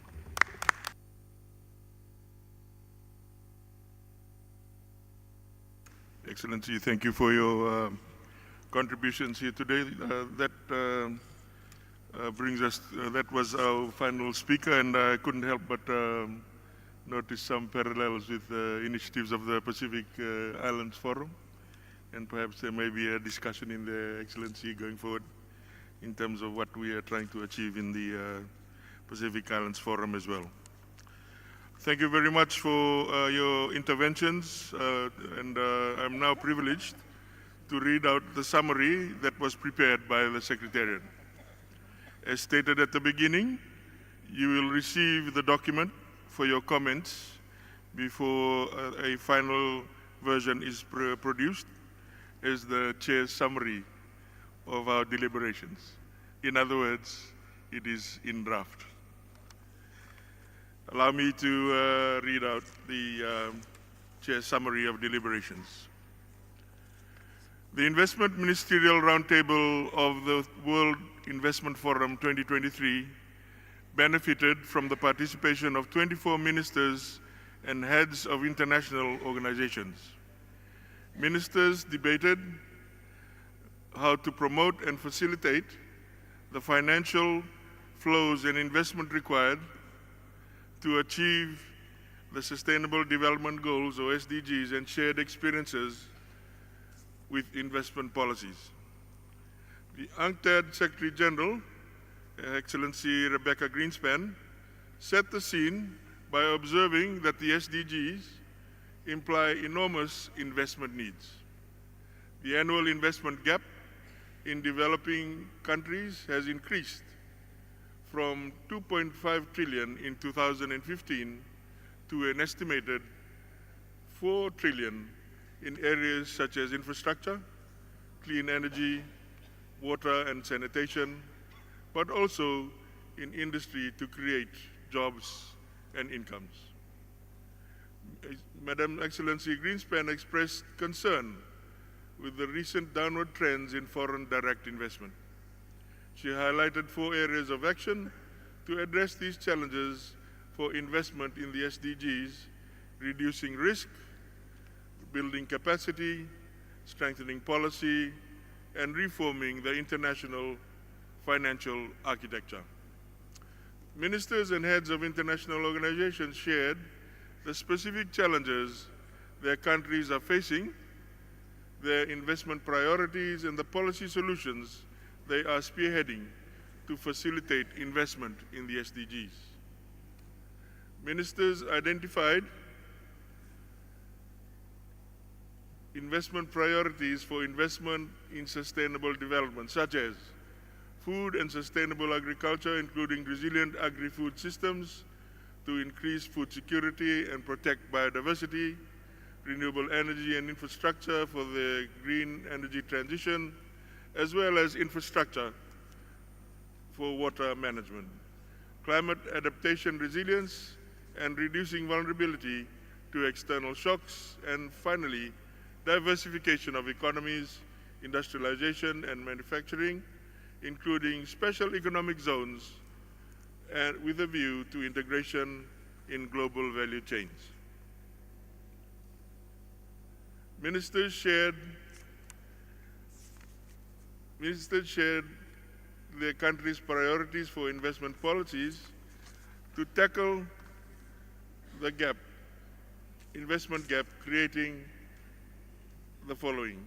1, creating a conducive business environment, including investment facilitation, attracting investments that are respectful of environmental protection standards and that preserve biodiversity, regulatory reforms in key sectors such as renewable energy, digital services, sustainable tourism, transportation, and other services. In general, a welcoming legislative environment with balanced investment protection, support and fiscal measures to attract sustainable investment, strengthening public-private partnerships and other risk mitigation strategies, promoting environmental, social, corporate governance practices, or ESGs, and sustainability reporting, reforming international investment agreements and rebalancing them towards sustainable development objectives, leveraging regional cooperation and integration.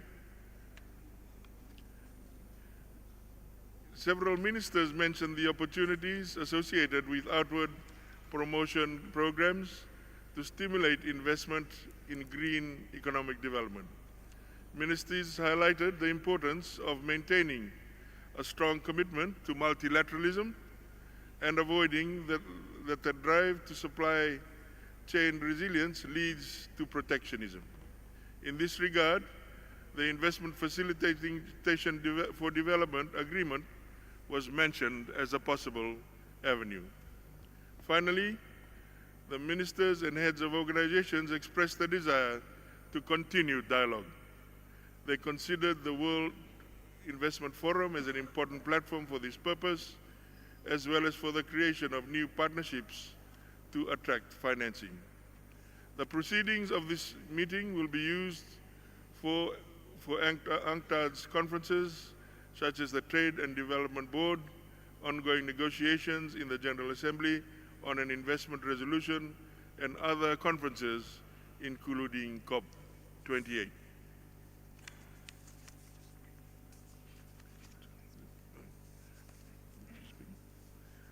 now hand over to Her Excellency Madam Greenspan to wrap up for us.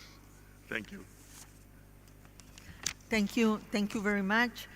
The only thing that I will add to the summary is the regional perspective that the African Secretary General of the African FCFTA put forward, because it's not really included in the summary. So there were three very important issues that were raised by the Secretary General in terms of the investment, the coherence of the regulation for investment, the global supply chains and alternative centers for supply chain, and the intellectual property rights. So I think that dimension has to be reflected in the final draft.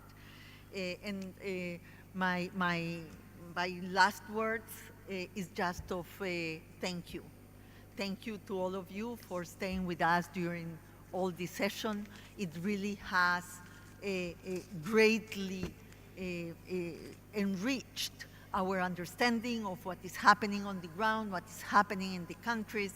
It has also strengthened us in terms of our voice going forward and the things we need to push for. That is important for us to. We are a demand-driven organization. We have our ear on the ground, trying to really hear what is happening, in the countries, so we can really be of help in the international agenda. And here we had also the president of ECOSOC and the D8 organization together with the IFCFTA that also have brought the global, regional, and a grouping perspective to the agenda that we have to put forward.